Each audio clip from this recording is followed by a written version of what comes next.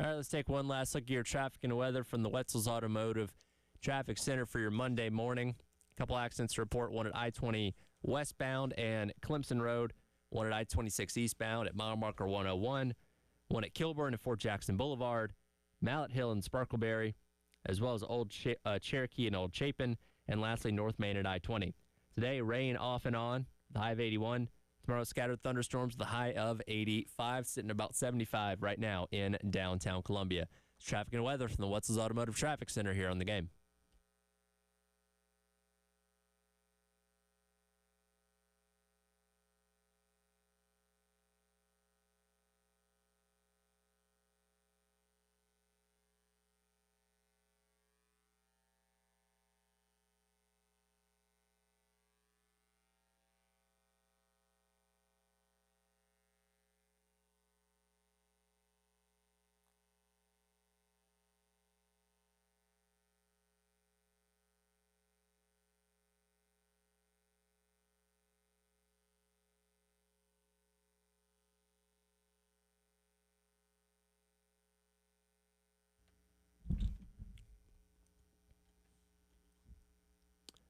Nine o'clock on your Monday morning. Welcome in. It is the Extra Point.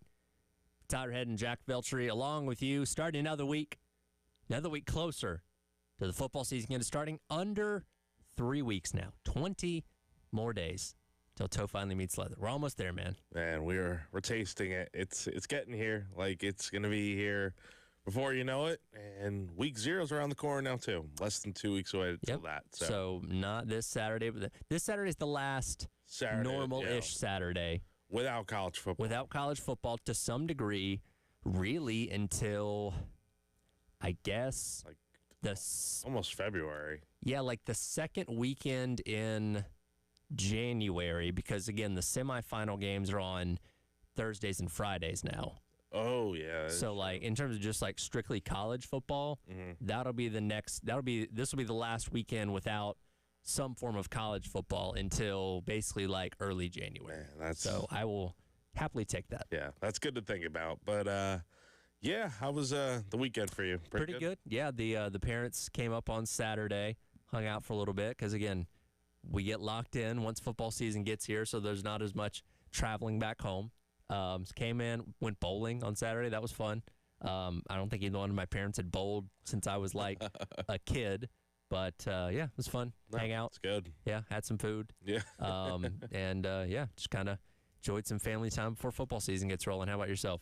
Yeah, just not too bad. Slept a lot, but we had practice last night. Yes, you did. I was asking you before we went on, because I remember seeing your schedule that you put out.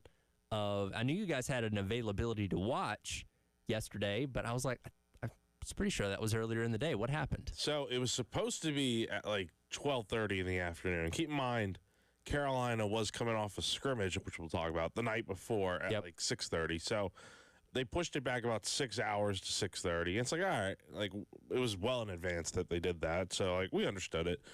Then yesterday, I think I got maybe like 3 email updates talking about how practice is being moved back to 7 o'clock. Then it's being moved back to 7:05. And then I got a final one which said it was being moved back to 7:15. So don't know why the little increments of moving it back, but we eventually got there around like 7:15, and yeah, we were there for probably over 30 to 40 minutes because they let us in for 6 periods, which was really nice. So they're trying to make up for moving you guys around so much? Probably, but also it's like the last practice we're going to be at this till the spring. So that's true, yep. Yeah, so probably want to give us a little bit of something extra. But, yeah, we got to see a lot yesterday and a lot to talk about from it.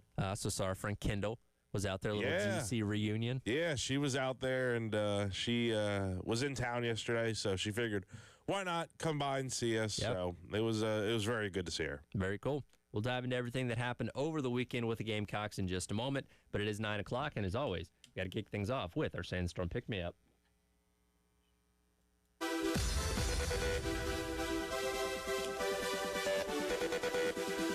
Time to get hyped. Here's your 9 a.m. Sandstorm, sponsored by George Sink Injury Lawyers. Just call all nines.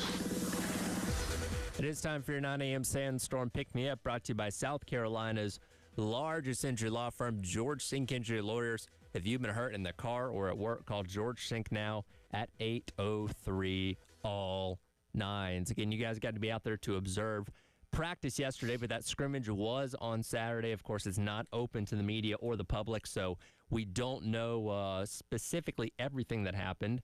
But you guys, of course, all at Gamecock Central do your background checking and reporting when it comes to people on the inside. And a lot of interesting things did come out notes-wise from this practice. One of those being very encouraging sounding. Sounded like Sellers looked really good stepping up in the pocket, not letting the or not breaking and running quite as much, which, again, that's been a focal point for a lot of the offseason in terms of Sellers, Shula, further developing Sellers for this upcoming season. So it sounds like that went pretty well in the scrimmage. Yeah, that seems to be what the case was. And apparently he only played a few drives from what, Gamecock Central had been told. So there's that. So, didn't get to see the full extent of him, I guess. But still, when he was out there, seemed like it went pretty well from that standpoint. And that's always what you want to hear, that, your quarterback is in good shape, doing what he's supposed to be doing, and, having a lot of success. And normally around this time of year, typically from what we've heard in the past with these scrimmages, is that the defense is always ahead of the offense, which I feel like is true almost every single year. It's because the offense, you're installing a whole new playbook. A lot of things are going on, especially this year with Mike Shula being the offensive coordinator. But sure, seems like the offense is in a pretty good spot. Sellers was connected with his brother a lot during the scrimmage, it seemed like. So that's good to see. So, yeah, overall, good vibes on that end. It's almost like they have rapport with each other already. Yeah, you would think. Yeah, that makes a lot of sense. And, again, we know that a lot of people were upset with the way that Sellers looked in the bowl game, saying, they didn't allow him to use his legs as much. Now, Illinois, it seems like in their defensive scouting report, was making sure to keep a spy on Sellers that entire game to ensure that he didn't kill them with his legs. But I think there also was an element of, hey, we're trying to make you more well-rounded here, get you better in the pocket and all those kind of things that maybe played into why the bowl game looked the way that it did. But, again, you've had an entire offseason to work on this. And, again, we take all these notes from the scrimmage with a grain of salt because, again, that's it. You're only going to hear the positives, right? You're never going to hear, man, you look terrible out there and, threw 6 interceptions or something along those lines. So you have to take everything that you hear with a little bit of a grain of salt. But it is good to hear that those mechanics seem to be coming along for him. That's what you definitely do want to hear. Like you said, there's not going to be a ton of negatives on the inside from these scrimmages. But the positives, I think you just take them at this point. Like, you'd rather hear all the positives than have to hear, this didn't go well, that didn't go well. Like, you got to sunshine pump a little bit, I think, in this case. And sure, it is good to hear, especially when your quarterback is doing the things that he's doing out there. One thing that also stuck out from the notes is it does seem like he's got a good connection with Brady Hunt. Of course, was on the team a year ago, but Josh Simon was not only the most featured tight end, the most featured receiver overall as he ended up leading the team. And you did kind of wonder okay, can you have that same kind of safety net with a guy like Brady Hunt or Jordan Dingle or whoever, Michael Smith, in that tight end room? And again, this is just scrimmage, so it doesn't always translate, but it does seem like the connection right now between Brady Hunt and the North Sellers is good. Yeah, and that's what you need because, again, it's not just you're losing a tight end. You're losing your top target from last season with Josh Simon, who had, the most receiving yards and most touchdowns on the team by quite a large margin last season. So you're losing a guy like that. That's always tough to replace. You're essentially replacing the production of 2 tight ends. Yep. In a lot of ways, in the way it's normally going to be in college football, where you just have this tight end who just has a breakout year doing the things he's doing, and that's a tough loss. And, of course, we hope that, receiver is the position that really explodes this year. And, we talk about somebody like a Mazio Bennett or Nick Harbor, being in that 6, 7, 800-yard range when it comes to receiving and leading the team, as you would expect a wide receiver too. But you still always need that check down, that safety net that, again, Josh Simon was for a lot of last season there when you need it. And maybe Brady Hunt can be that guy this year. Yeah, and you also have some other guys in there. Like you said, Jordan Dingle's another one. You have Mike Tyler, who's come in now as a freshman. So we'll see what happens there. Don't forget about Michael Smith, though. That's one guy that I think, I don't want to say gets lost in the shuffle a little bit, but he's a guy that played a lot last year. had some opportunities, did some good things. He had that one touchdown last year, which was a big catch. I think it was in the Missouri game. So he's more than capable of being that guy. I think that, honestly, with Hunt, with him, with Dingle, you feel pretty good about your options at tight end because I think South Carolina, I'd be a little bit surprised if South Carolina didn't use the tight ends the way that they have and for so many years now. Sure. Well, again, the long-running joke was, why aren't you using the tight ends enough? Now it's like, well, maybe you're using them too much. Yeah, I expect South Carolina to continue to use them quite a bit. I mean, they're good. They're good pass catchers. The blocking is going to continue to improve under Sean Elliott, and that's all you could really ask for. One other note I wanted to hit on here, talking about, Dylan Stewart possibly looking even bigger and faster than last year. Again, this is all from insiders here, so it's always going to skew more positive, but I do think you look at something like this and say, okay, is that really Dylan Stewart being even better than he was a year ago? Which that's a hard thing to do. Or is that, hey, your offensive line isn't looking as great and he's just firing off really well and being able to beat these guys off the edge? This is kind of the yin and yang of scrimmages, right? Because if you hear a lot of good things on one side of the ball, you start to say, okay, well, why is the other side of the ball struggling then, and vice versa? So it's like, is Dylan Stewart really looking that much better, or is the offensive line struggling to contain him? I understand that. I can understand the sentiment that, like, oh, man, like the offensive line's struggling against this guy. But then again, who didn't struggle That's against? True. It is Dylan Stewart. It is Dylan Stewart. It would be one thing if, no offense, but like if the third string guy blew past these guys. That'd be a different story. But it's still a freaking Stewart. We're talking about one of the top defenders in college football. Of course he's going to get to the quarterback. That's how it works. He's such a good player, and you see the athleticism, the speed he brings coming off the edge. There's a reason why he has as many sacks as he did last year. So given the fact that he's South Carolina's top edge rusher this year and there's no more Kyle Kennard, I expect him to have an even better year. And outside of his overall health, which, again, knock on wood, you're hoping everybody stays healthy through these scrimmages, I don't think we really need to hear anything about Dylan Stewart to know that he's going to have a good upcoming season. I will say, though, if you heard coming out of one of the scrimmages like, hey, Josiah Thompson held his own against Dylan Stewart the entire time the ones were facing the ones, that's the kind of things we'd really like to hear on the other side, like, hey, okay, that's a good sign, or Case and Henry, whoever's at the other respective tackle spot. Like, those are the things I think what we would kind of maybe really want to hear and associated with Stewart, that somebody on the offensive line was actually able to hold him back. And see, that's the thing that I think for people, they would look at that and be like, wow, that's incredible. That's really good to hear, compared to, like, again, there's always the other side of it where it's like, oh, Dylan Stewart blows past these linemen. What's up with the linemen? But it's like, if you have no concerns about Dylan Stewart because he's Dylan Stewart, but the offensive line's going out there and blocking him the way they're supposed to or try to, then it's like, wow, that's really, really impressive. And you really don't bat an eye at the fact of, okay, they really held their own against Dylan Stewart, which we don't know, but that just assuming there. And we'll hear from Beamer coming up tomorrow at 1. First time we've heard from him since camp began. Yeah, getting back to the more normal press conferences. It'll be Tuesday every single week now, as it typically is during the season. So we'll get his assessment of what happened in the scrimmage and all that kind of stuff. Again, you take everything with a grain of salt because it's the information getting out is very one-sided here. But, I mean, I like the things that I hear. It's encouraging. Again, no major injuries to report on, which is good. I know what JT Gear was maybe off to the side the other day, but I think even you guys noted he was back to normal yesterday, right? So he was the only guy with the blue non-contact jersey on, so that was the one thing. But he was going through practice. Like, I saw him going through the defensive line drills and stuff, so he was going through practice with the rest of the team in pads and whatnot. There were a few other guys that were off to the side doing some rehab work. Obviously Rasul Faison was not practicing yesterday, but that was because he was doing some rehab work after Saturday's scrimmage. There were a few other guys over there. Let me pull up the list here, but that was the main thing, though. Not anything too crazy, honestly. You had a few guys like Caleb Williams was over there doing some rehab work. Just some of the guys like that. I can't find the names on here, but Well, and there was that list of several guys that Beamer gave right as camp was starting, like, hey, all these guys, and I think Caleb Williams was one of them, are dealing with whatever respective injuries, and there's no timetable for when they're going to be back to full health. So I think some of those guys are already kind of say, okay, well, until we hear otherwise, they're just not going to be a part of whatever's going on. Yeah, exactly. So nothing to really worry too much about. I would also say this with some of the guys that were probably doing rehab yesterday.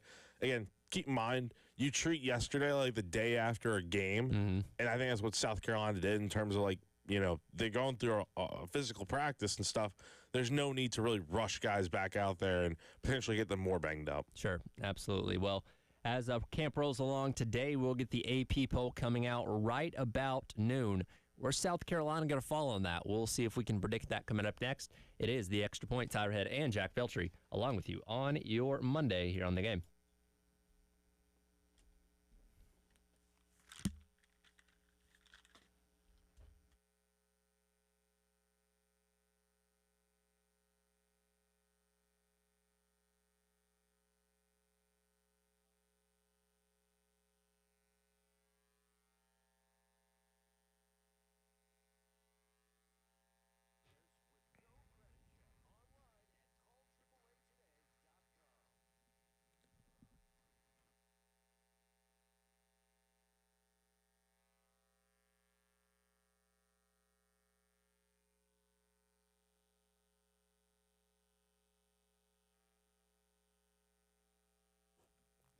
Everyone knows that AAA Heating and Air has the best HVAC replacement options in the Midlands with their guaranteed financing, no payments or interest for 12 months, and a 15-year parts and labor warranty.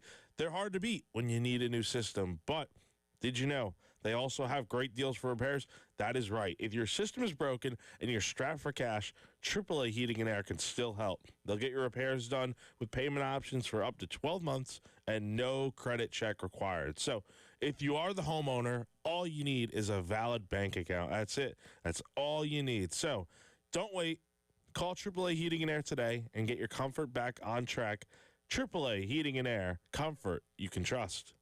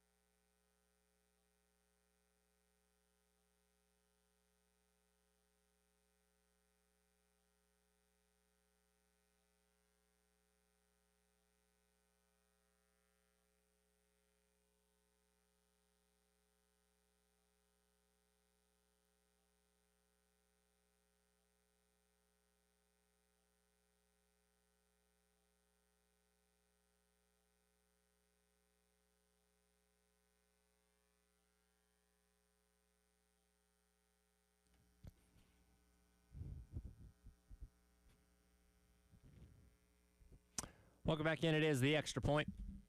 Tyler Ed and Jack Veltri along with you here on your Monday on the Game.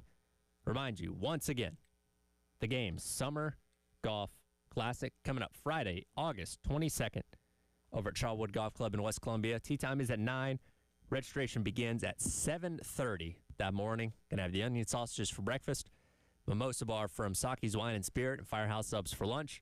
There'll be prizes to give away, and the Golf Gun makes its return. If you want to sign up, again, it is just $400 for a team. You can give Charwood a call at 803-755 and press the number 2 to sign up for the Games Summer Golf Classic. And we certainly hope to see you out there coming up in just a couple of weeks.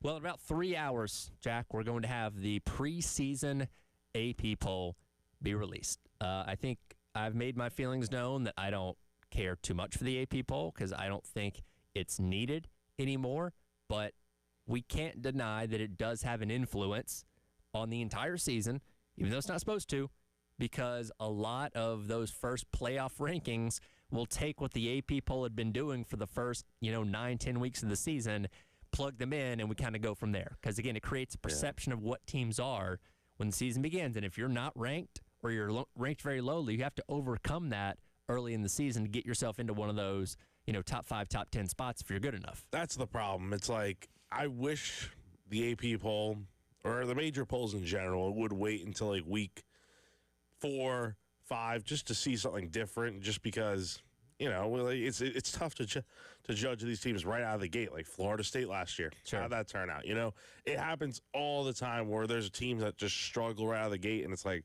they really were not top teams. So don't think that's ever going to change, though, but maybe eventually we'll get there. So if you had to bet on it, if I said, Jack, you got to put $100 down right now on where you think Carolina's going to be in the AP poll, what number would you feel comfortable betting on? I'll say squarely 15 feels like a good number. Okay. I think that's where most of us kind of assume they're going to be. Now, last week in the coaches poll, they were like 13. They were 13. So they were thought. Now, again, the coaches poll, how many coaches are actually filling this out, or is it, a staff assistant or somebody along those lines? So, again, take that with a little bit of grain of salt. But I was surprised they were a little bit higher on that list. But, yeah, I think 15th is probably the sweet spot. I think that's fair because, again, you're recognizing what they did a year ago.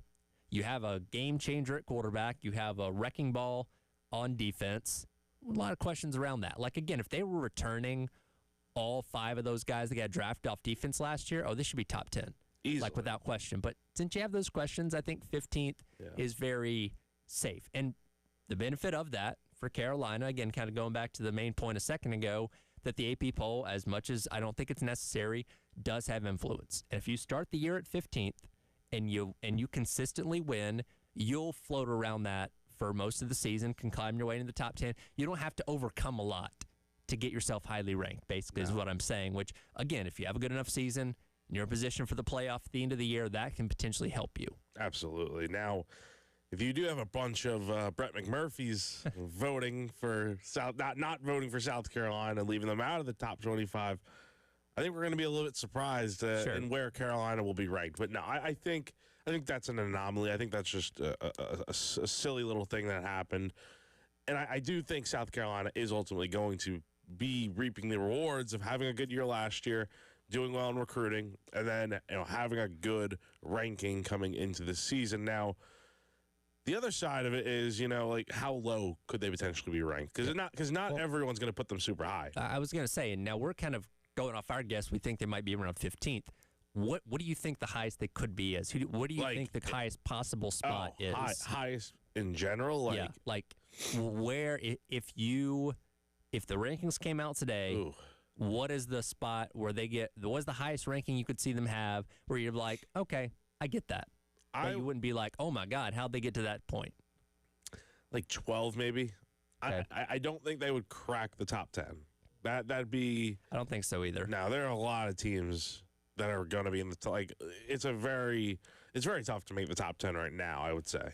Yeah, 12th, 13th maybe, which is where the Coaches Bowl had them. And again, we were kind of surprised by that. Like, wow, that's pretty high, considering where we figured they would be. So yeah, 12th, 13th probably. I guess the question to ask is, will they be one spot removed from Illinois like they are in the Coaches Bowl. Because, again, since the bowl game last year, Carolina and Illinois have been locked at the hip for so many reasons. Rule changes, rankings, all this kind of stuff.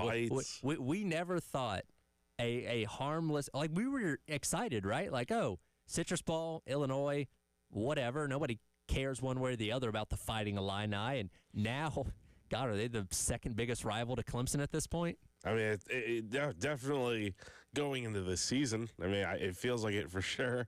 And again, I'm really hoping. I think we all are kind of hoping deep down these two will meet again in a bowl game at the end Or a of the year. playoff game. I'd love it. Because, listen, Illinois is a trendy pick for a lot of people to be like Indiana last year and make the playoff. And that's why they're highly ranked in the coaches poll and probably will be somewhere in the vicinity of South Carolina in the AP poll later today. Where's Illinois? Champaign? Champaign, yeah. Let's go to Champaign. Yeah. Or have them come here to Columbia. I was going to say, it would be better. So if they came to Columbia, that means you would be one of the seeds between 5 and 8. Yeah. You get to host, and they would be a seed from 9 to 12 and have to come on the road. Like, will he be, just for a playoff game in general, God, in the weekend before Christmas, and let's just make it fun. Let's say it's a night game on that Friday or Saturday or whatever, and then you add in the vitriol from last year's Citrus Bowl. Oh, that place would be that would be actually the greatest atmosphere that stadium has ever seen for a lot of reasons. I think that would be, and that'd be coming off the heels of the Clemson game too. Yeah, so. which I'm hoping and assuming you would win that. Yeah. Like a playoff game in general would already be the greatest atmosphere really be it ever seen, but then you add in a team that you can hate like Illinois and Brett Bielema, that'd be an all-timer. And here's the benefit of the AP poll and being ranked higher. You know, we talk about all the negatives and stuff. Sure. But there are positives in, like, okay, if South Carolina is ranked in the AP poll, regardless of where they are, and they have a good year, they are going to only move up. Like, if they have 1 to 2 losses, they'll be a top 10 team without question. Sure. And if they're at 15, it's a lot easier to move into the top 10 sooner rather than later. So, but again, if you lose, it's like you're slowly falling out of the poll pretty quickly. So as you mentioned a moment ago, Brett McMurphy was at least one voter in the AP that did not believe South Carolina warranted being in the top 25. They were in the others receiving votes, basically 26 to 40, which we don't know exactly where because he listed them alphabetically. But what is the lowest you could realistically see them being today? Or maybe they're unranked. I don't know. Like, do you think that's a possibility? Nah, I don't think they'll be unranked. I'd be shocked if they were unranked. I mean, that like I said, jokingly, that would require Brett McMurphy to, like, hack into the system. Yeah. Take everyone's vote out for South Carolina, and then they would be unranked. Now, McMurphy could have influence on people since he did publicly release his poll. Because again, the thing with McMurphy compared to everyone else probably, and there are probably a lot of people who do their research and stuff, but you have a lot of people who are just covering one team and stuff, and they don't get to see all these teams. So you're kind of just, like, looking around. I know I would. I would probably be looking around and saying, okay, who did these guys pick? Who'd they pick? Because those are the national experts, supposedly, right? So I think the lowest I could see South Carolina ranked, because, like, they're going to be ranked. I'd be shell-shocked if they weren't. Probably, like, 21. I think 21 is probably, like, a good spot. I would go 20. I'd go a little bit higher than that. I think there's probably a lot of people that, like McMurphy, look at what they lost and have questions about that are legitimate. Which is fair. And look, fair. Let's be honest. If you didn't have Sellers, they probably wouldn't be ranked. No. Right? If you were replacing all that talent on defense and starting a brand-new quarterback, nobody would think this team would be worthy of being in the top 25. But having a game-changing type of quarterback is enough to support you. In a lot of people's eyes, they're going to give you a chance. Now, again, you got to live up to it. But I think it's somewhere between 12th and 20th is where we're going to find them, likely 15th. But I don't see them dropping outside the top 20. No. I mean, this is a very, very good team, I think, that is going to have a pretty good year. I mean, a chance to have a pretty good year. And again, it's based off of what they're doing right now, going into the season. So what is the rest of the AP poll going to look like? We'll see if we can figure that out coming up next as the Extra Point rolls along. Tyler Head and Jack Beltry on your Monday on the Game.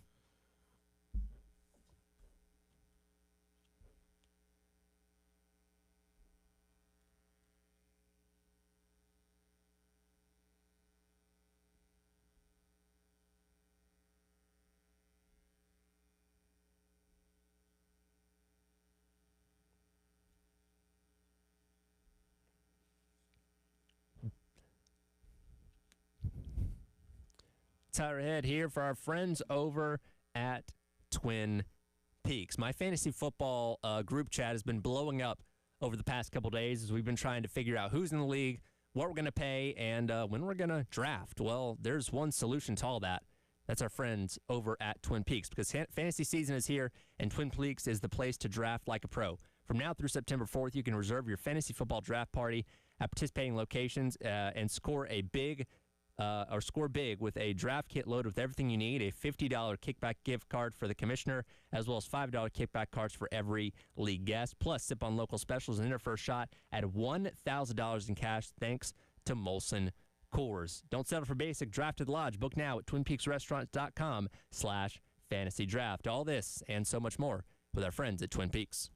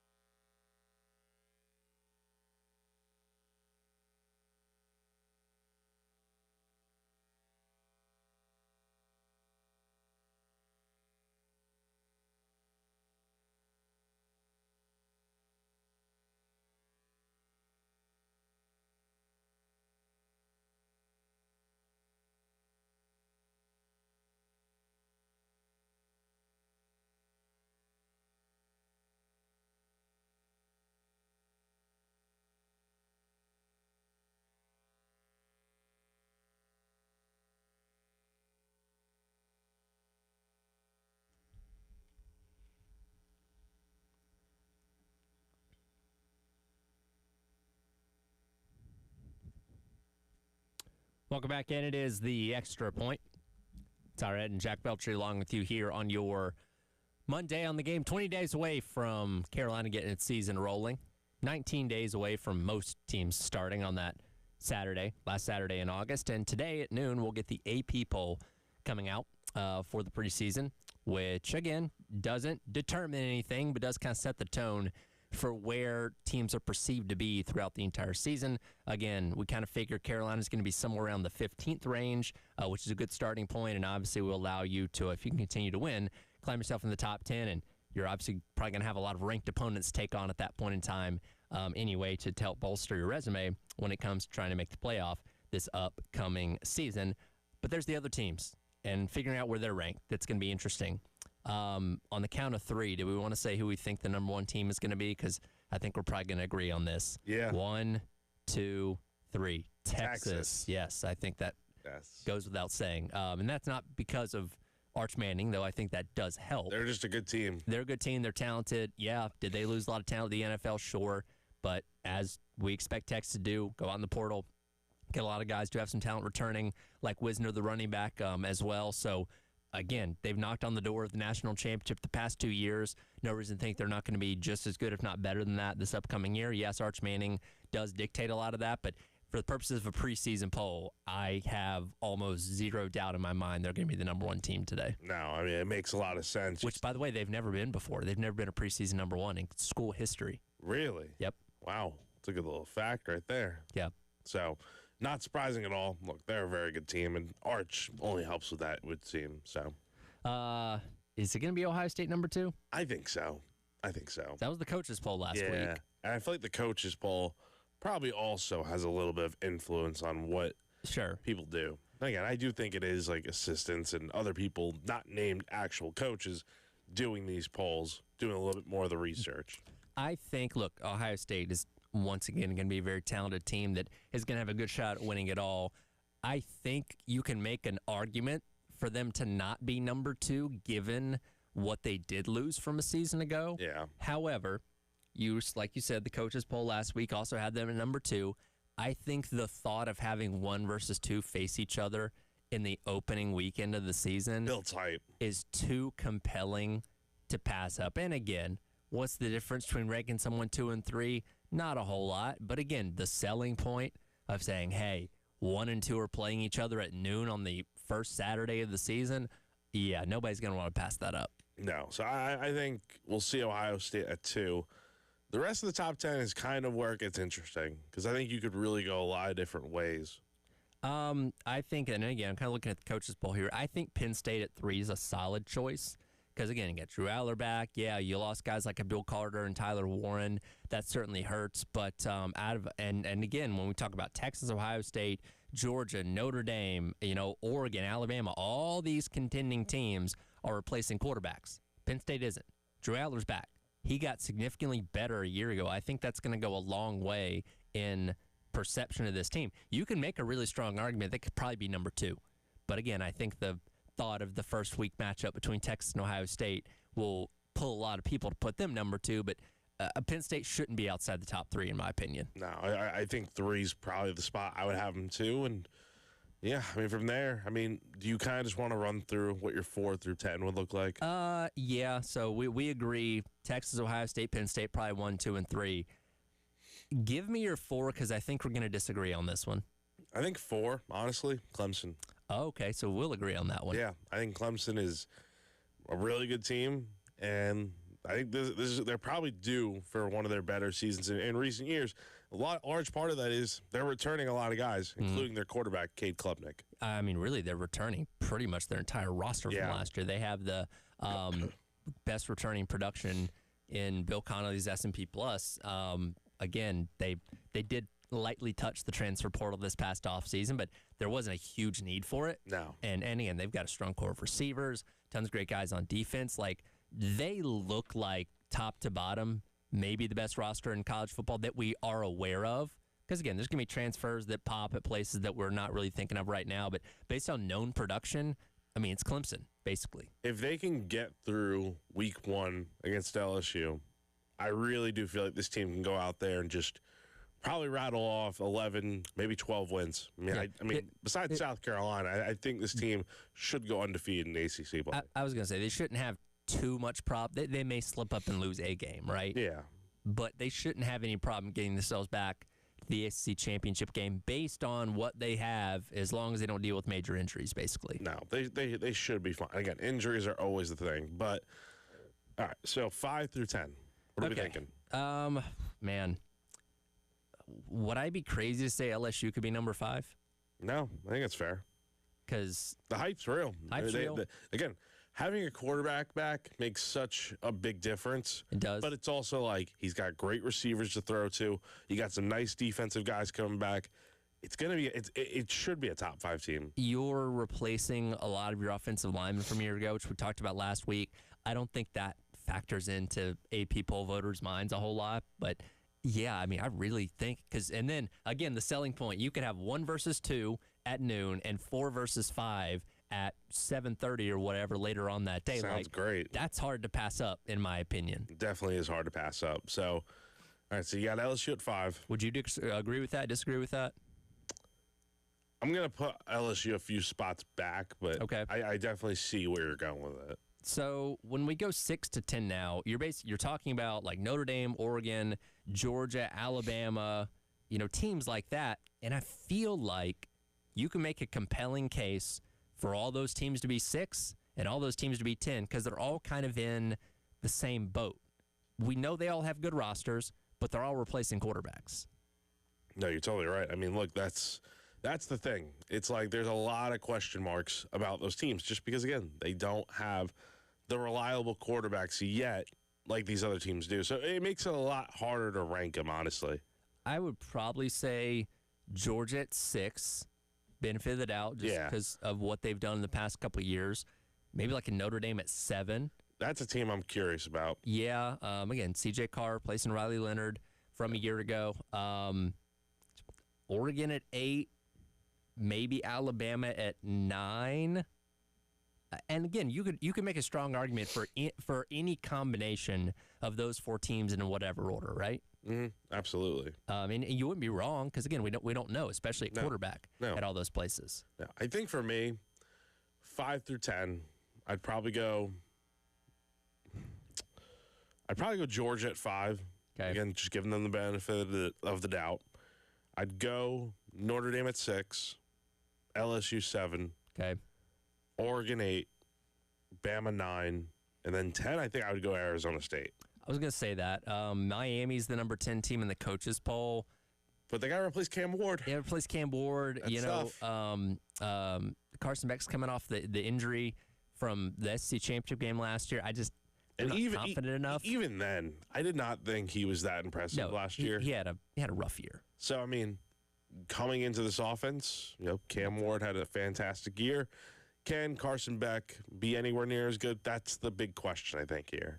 Yeah, I would probably put Arizona State at number 10 as well. So I think we've got all the same teams in the top 10, just a little bit different order there, kind of in that middle 5, basically. Mm-hmm. Yeah, so I think we kind of agree for the most part in a lot of this. That makes sense. And again, if you're in the top 10, you're in a good spot, right? Like, it doesn't matter if you're 5 or 7 or 9. If you win and beat the teams ahead of you, you're going to be in shape. You'll make the playoff and all that kind of stuff. And again, if you win a conference championship, you lock yourself in anyway. Mm-hmm. No, totally. So, but interested to see how that comes out later on today, and what the results of that are, and what that means for South Carolina. Hopefully, finding themselves somewhere potentially in the top 15. We'll come back. We'll wrap up the hour. Some interesting things happening up in the Northeast this past weekend. Injuries and statues. We'll discuss that coming up next as we wrap up hour number 1 of the Extra Point. Tyler Head and Jack Feltry on your Monday here on the game.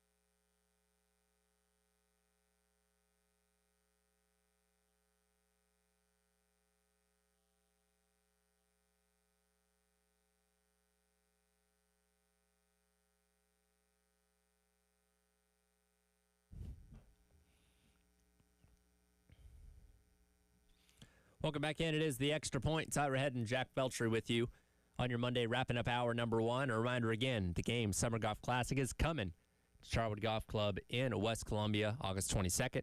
Seat times at 9. Registration begins at 7:30. Join us for onion and sausages, Mimosa Bar, thanks to Saki's Wine and Spirits, and Firehouse Subs for lunch. Also can have prizes, and the golf gun makes its return. Want to see you out there. Give Charwood a call at 803-755-2000 and press the number 2 to sign up. It's only $400 for a team. Again, for the game's Summer Golf Classic. Coming up a week from this Friday. Well, Jack, when it rains, it pours for the Yankees. Things have not been going well as of late, to say the least. They did finally end their long losing skid. But even the legends of the Yankees organization can't escape the dismalness that these past couple weeks have been. That includes Mariano Rivera, who tore his Achilles on, was it Saturday, in the old-timers game? That this is the first time they've done this in, 6 years, since 2019? Since 2019, and it will probably be, I'll be shocked if they have this game ever again after this. So I know a lot of organizations used to do this a long time ago. Yeah, there are still a few that do, like the Mets, the Dodgers, but I don't. I know a lot of them how old-timers day, but I think the Yankees are the last ones still actually doing the game itself. I'm pretty sure I saw the Mets, and the Mets and Dodgers have done games this decade. This decade, but right now. Yeah, but right now, as of this year, I believe the Yankees are still the only one doing it. And again, the Yankees had gotten rid of it. Sure. In the last few years, Well, it was initially because of COVID, and there were other things going on. The guys just didn't want to do it. But then, people want the game back, and so they bring it back, do the 3 innings. It's funny, though, about Mo, because I think about 13 years ago now, 2012, he tore his Achilles. Yep. Chasing down a fly ball. I think it was in Kansas City in the middle of May. He tears his ACL out for, I'm sorry, I think it was his Achilles out for the year. And so it's funny that the same injury is now happening here with him. Yeah, and again, I understand the fans clamoring for this to come back. Oh, yeah. It probably won't be back in 2026. No, I'd be shocked. He had a nice hit, though. Yeah, I did see that. But, that's the thing is, even as this is just, it's for fun. It's not, you're not playing at 100% full speed. But still, when you've been out of the game for a while, your body is not. He's also 50-something years old now.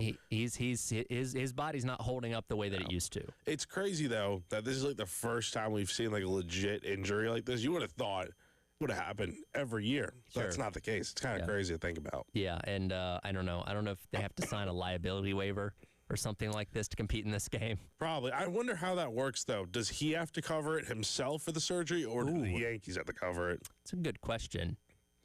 I would assume they would cover it because, again, he's a Yankee legend. He's one of the top Yankees of all time. But he's not getting paid by the organization anymore, so he's not, I guess, technically an employee of theirs anymore. So how would that? Or it did happen on their field. It happened during their game. They have to sign something, I imagine, especially because, again, your risk of injury for something like this is very high when you're talking about older, retired players. I got to imagine the Yankees, being the gazillion-dollar organization that they are, they have the money to do it. They have to have made them agree to something, right? Hey, just in case you get hurt, here's what the deal is. Totally. I don't think they're going to be winging it on this. No. They'll come prepared, I'm sure. So we'll see what the follow of that is. But yeah, Mariano Rivera tears his Achilles up there at Yankee Stadium for the old-timers game over the weekend. Up further in New England, we had the Tom Brady statue get unveiled outside of Gillette Stadium. Obviously, Tom Brady doing so much for the Patriots in his time there with multiple Super Bowls. And first, what's our assessment of how the statue looks? It looks good.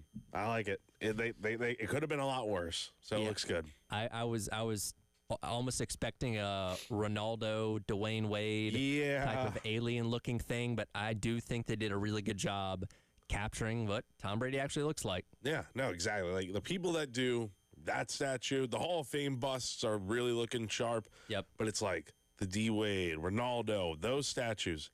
I don't know who's doing them, but I think you got to start hiring the people that are doing the Brady statue because it's really, really good. Well, and I just kind of assumed all statue makers, when it comes to the face, because the body, it's not that big of a deal, especially under shoulder pads and stuff like that. But I know the Hall of Fame, and they've shown it where they do the mold of your face to get it as close to possible for your bust. And I imagine that's what you do here with Tom Brady. And I don't know how you end up with the D Wades and the Cristiano Ronaldos and all those kind of things that just look so awful.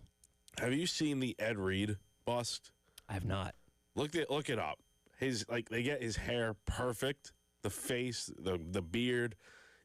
If someone can do a statue, that's what I'm saying. That is crazy. If look it up if you're listening and you have not seen it, you'll be like blown away. But if seriously though, if somebody can do that, you got it. Then it's possible to do. That's probably the toughest one to do. Yeah, that just because of all the detail that goes into that. That might be the best bust I've ever seen. Yeah. If you can find me a better one in Canton, I challenge you because that might be the best one. One I'm interested in seeing is I just found out the other day this is going to be coming next year. Ichiro with the Mariners is getting. Oh, okay. He's getting his own statue. Makes sense. Next year. He just got his number retired by the Mariners this weekend. Sure. Next year he'll have a statue. So I'm wondering. That might be a tough one to do. Maybe. But it should be. I mean, the Brady one looks. Yeah. It's huge, that statue. You can't hire the Ed Reed, whoever did the bust for Ed Reed, hire the guy that did Tom Brady. Exactly. I think they both nailed it. We're not gonna be able to make fun of the Tom Brady statue. No. Even though he did look like a character from Righteous Gemstones with those sunglasses on. Did you hear some of the quips that he was saying during his speech? I did not. He took a shot at the Jets, right? Yeah, he did. He did. So, when Jets fans leave during the second quarter, they'll have something to throw their beer at, which is very understandable. That's pretty good. Will Belichick get a statue? I wonder. He's going to be standing there with his hands in his pockets of a hoodie or something like that? He's got to get a statue. I think if Brady gets one, he gets one too. Yeah, maybe after a little bit of time. We'll see. You got to let things simmer down. All right. Well, we'll see you back in here tomorrow. All right, man. See you then. That'll do it for hour number 1 of the Extra Point. Coming next in hour number 2, Jalen Tart jumps in here with me as your Monday rolls along here on the game.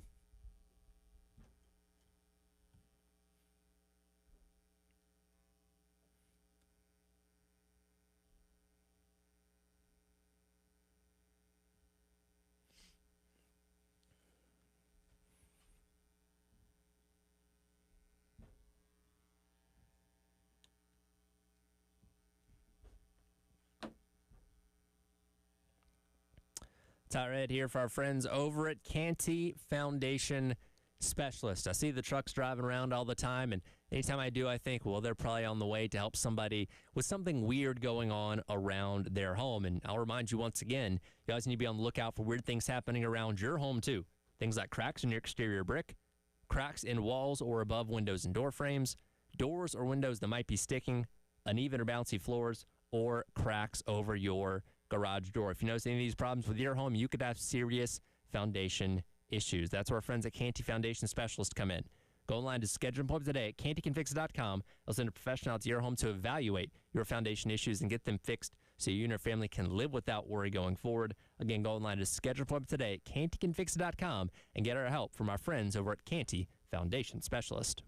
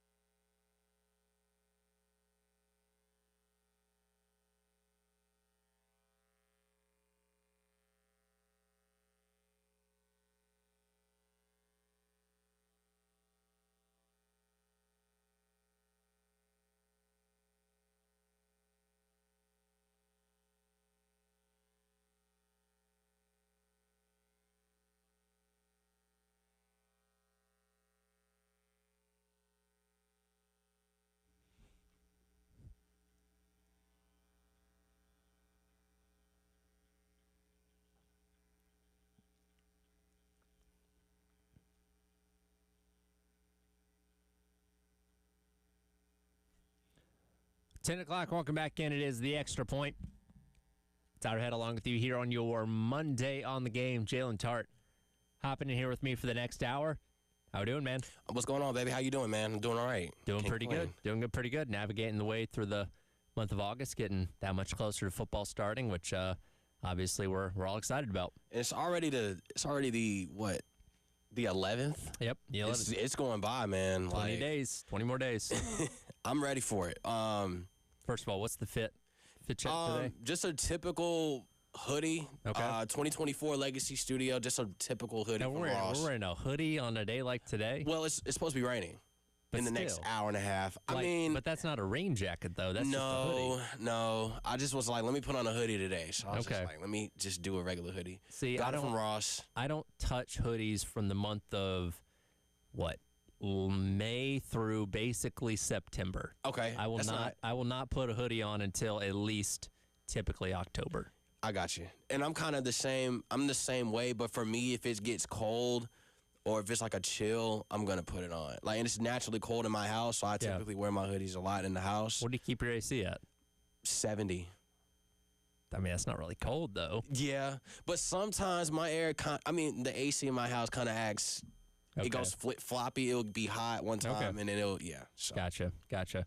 Well, regardless, it's going to warm back up very soon. Don't worry about that. I think look later on this week, the sun should start poking its head back out, and it'll feel like Columbia in the summer again before we know it. Yeah, and we got a glimpse of football over the weekend, which I'm very excited about. Fans been very vocal on Twitter, and my friends been hitting me up on my phone about, football is back, and they can't contain their excitement. Well, one thing that helped us, whet our appetite a little bit, kind of served as an appetizer last week, was the Any Given Saturday series on Netflix. Have you gotten a chance to check any of this out yet? Yes, I have. I'm still watching it. I'm on episode 4. Okay, yeah, it's about where I'm at. I'm about halfway through it. Yeah, so.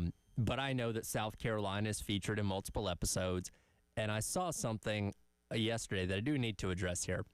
The Gamecock Football Twitter account tweeted out that they are the most featured team on the SEC Any Given Saturday series on Netflix. Like, this was a real tweet that they put out. Now, I think they're joking about this. I think, because this has been a long trend across college football where programs will tweet out, hey, we're this, we're that, and it's kind of almost become like a meme, right? I think that's what they were going for here, and I really hope that's what they're doing, kind of a tongue-in-cheek joke that people our age can kind of laugh at, that not everybody may get. I hope that's what's happening here, because this is not something you should be tweeting on your main football account if you're trying to be 100% serious about it, if I'm just being honest. And I can agree with you on there. I personally think it could be a marketing strategy to get people to say, hey, this is out. We're on it. You need to be watching this. Maybe. But look, we've given the social media team for South Carolina a lot of credit this offseason, because it does seem like a lot of their content has been, I don't want to say more serious, but like a lot of things they've done in years past to kind of draw attention to the program, which they needed to do. They haven't had to do as much this year because the play on the field last year, I feel like, spoke for itself. And as you would imagine, when you look at a tweet like this, there's a lot of people out there clowning it and saying, oh, hang a banner and will it be and all that kind of stuff. And again, I think they're joking about it, but so many people are going to take this the wrong way. I feel like you got to be careful when you put these kind of things out there, because it can end up kind of going the opposite of the way you intend it to go. Yeah, and I think, you got to be smart. I know in the past it's been a lot of exciting posts for fans to be geared up for the season.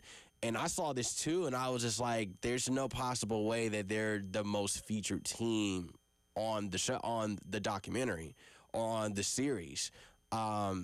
I think from what I saw from the first 4 episodes, it was a lot of equal representation, a deep dive into the team's background and stuff, which I'm great. I'm excited to see that type of stuff. No, it's great exposure for the program. It obviously, and then one of the best things about it is it allows you to get to know Shane Beamer, the person, a little bit more. Yeah. Shows you with his family and all that kind of stuff. And I could see a lot of high school kids looking at that saying, yeah, I want to play for that guy, or transfers even as well from other schools. Like, hey, I like what he's doing. I like the culture there. I like the way he interacts with his players. Those are all positives. I don't think you need to brag that you were the most featured team, I guess, by by minutes on screen or however you're measuring this. Again, I think they were doing it kind of tongue-in-cheek, which I hope that's the case. Because, again, most people are going to look at this and take it the wrong way. Yeah, and I think, too, the exposure was really good, not just for South Carolina, but for all the teams that was featured in the series.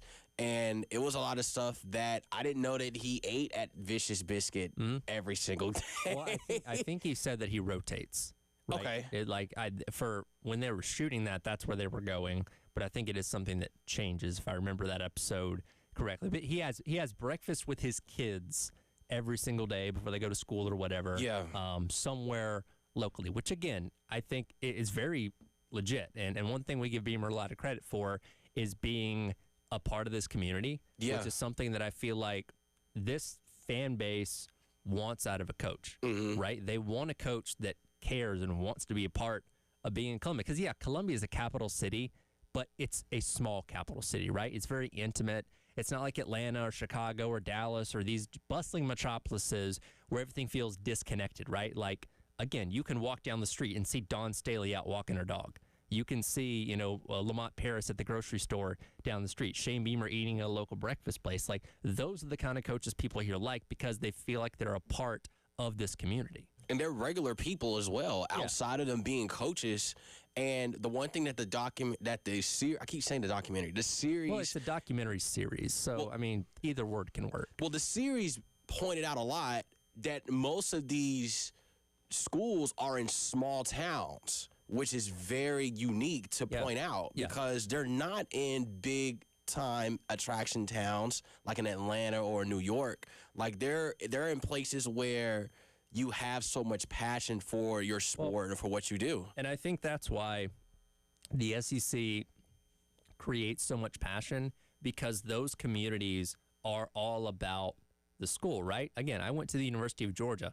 Athens is all about the University of Georgia. Yeah, there exist parts of Athens that don't involve the school, but everything in Athens is about the school. The school sits right outside downtown. It's miles and miles long, but everything within Athens, Clark County revolves around the school, as opposed to a place like Atlanta where you have multiple schools there. You got Georgia Tech, Georgia State, not to mention some HBCUs and things like that, where most of the city doesn't care about Georgia Tech. There are people in there that do, but they don't command the attention of the city the way like in Athens does for Georgia. And Baton Rouge is a capital city for, Louisiana. But I've never been down there. But I imagine it's something similar to what we have here in Columbia, where yes, it's a capital city, but it's not this massive one where other things going on. They don't have professional sports teams either in Atlanta and places like, again, Chicago, Dallas, LA. You're competing with professional sports that take up a lot of attention. So, communities like this and pretty much all around the SEC, that town, that community is all about the school, which creates that passion, that creates that lifelong devotion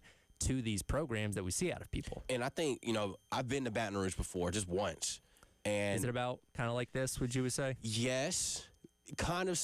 You could make an argument that New Orleans could have been a capital city. Yeah. And it's the funny thing for me, when I was a kid, I had the little placemats on our kitchen table. One was like presidents, one was the world map, one was the United States map, and every state had its capital city with a little star next to it. And I would love geography and stuff like that, so I was always looking at this thing. Me too. And I did always wonder, for a state like New Orleans, for a state like Louisiana, for a state like New York, why the city we hear about more isn't the capital city, because you hear more about New Orleans and Baton Rouge. Yes. You hear more about New York City than Albany. Yes. Right? Like those kind of things. Illinois, Springfield's the capital, not Chicago. And not Chicago. I always wondered about those kind of things. And, you hear more about New Orleans, and it seems like in a lot of people's minds that would make more sense. Now, there's a lot of reasons why capital cities are capital cities. We're not going to dive into that rabbit hole. But, Baton Rouge is a little bit more of a secondary city, it seems like, to a bigger New Orleans. And I think, too, that the series also captured the uncut sound that we're not going to get anywhere else. I watched the LSU Carolina game in the series, and it was a lot of like coach back and forth and them acknowledging each other at the end of the game, saying, their resilience or whatnot in the post game, the locker room talk or whatnot. Yeah. It felt like a Hard Knocks in a sense. I think that's what they were going for. Okay. They succeeded. I mean, I liked it. And I said this last week. because in the LSU game, they obviously omitted the controversial penalty with Kyle Kennard and Garrett Nussmeier that ended up getting a pick six that at the end of the day pretty much cost South Carolina the game that we've been talking about for almost the past year now. They left that out, which I think the SEC probably made a point like, hey, we're not going to include when our referees maybe screwed something up. But the point of the series, much like Drive to Survive, much like Full Swing, much like a lot of these sports, the quarterback series they have on Netflix, was meant to humanize the sport itself, right? Letting you know the personalities. They follow the Weeks brothers from LSU in that first episode a lot. You hear from Beamer, you hear from Brian Kelly. I just started episode 3 where they're in depth with Vanderbilt, and you hear from Clark Lee, get to know more about Diego Pavia. It's about introducing the characters to it. The stuff on the field doesn't matter nearly as much as like the personal stories and the background of these people involved, because you're getting introduced to the people that you're cheering for or cheering against, basically. Do you think, I personally think with them doing this now could be like a foreshadowing event to what's to come this upcoming season. We're all hearing this hype about Lenoris. We're hearing this hype about Pavia. Lagway, who is a potential Heisman candidate, he's kind of, If he can stay healthy. that's a one question mark right there. Sure. And then Nussmeier, him being the heavy favorite in the SEC or potentially, making a case for the Heisman. Sure. We're being introduced to these players now. I think for the average fan wanting to look into the SEC, I think this type of series is a gateway to that going to the upcoming season. And I think, to me, I would like to see, because Hard Knocks is as it's happening, right? Yes. Hard Knocks it's not live, but it's being done in the weeks after it's happening. Yes. Where it's in the current season. And now they do Hard Knocks in season with one division at a time. Yeah. I feel like, I don't really watch, I don't have HBO, so I haven't got to see Hard Knocks in a couple years now. But that's something I hope can be the next step for this, because recapping last year is great, but a lot of these people that are featured in this last year aren't there anymore. Yeah. Right? The stories aren't the same as what we have coming into the season. I would like to see, maybe this is the test pilot for it, I would like to see Netflix do an in-season series where, okay, we play week number 1, and then like Thursday, you get the episode of week number 1, and whatever teams you're following, whatever stories are going along, that way we're following it as the season goes along, where we get those extra layers to things that are currently happening. That's what I hope they eventually get to do. And I think it could happen. We probably could see that within the next 2 years, because it's with their series, they tend to like release stuff in bunches, and I think the way that they can do it would be interesting. That would be a lot of work for the crews for them to do across the country. Yeah. But that I would be down to see something like that. No, they could pull it off. I mean, Notre Dame, Netflix does a phenomenal job with all of these documentary type content series that and a little logistics series are said than done. I get that, but I hope that's where we're going with this, because I enjoyed the series. It's just, it feels like a lot of stuff's dated now because it happened a year ago. Would that be a distraction? Not any more than it already is. Okay. Because, I mean, you have to, because not every team agreed to be a part of this. True. You're already letting the camera crews in, and whether the series comes out or the episodes come out next week or a year from now, it really doesn't change how they interact with you, right? They're just putting out the content quicker. So if you're already accepting the cameras in the locker room, and they'll pull you aside for an interview or stuff like that. I don't think being a part of it deters you from being successful. At the end of the day, which is, again, if coaches felt like this is a detriment to their program, they wouldn't do it. And again, I understand why they're potentially attempting to brag about this, because the exposure, I don't think it needs to be bragged about. I think that's something that should speak for itself. But I'm enjoying it at the end of the day. That's the most important thing. Me too. And that's something I've been watching the last few days. Yep. Was the series, and hopefully they do something else again, or potentially with basketball. I don't know if you're gonna get as much fanfare with that one, but it's a stepping stone for sure. March Madness. Maybe that's a possibility. I would enjoy that. That'd be fun. Yeah. But either way, we're 20 days away from kickoff against Virginia Tech. We'll talk about week number 1 coming up next as the Extra Point rolls along. Tyler Head and Jalen Tart on your Monday on the Game.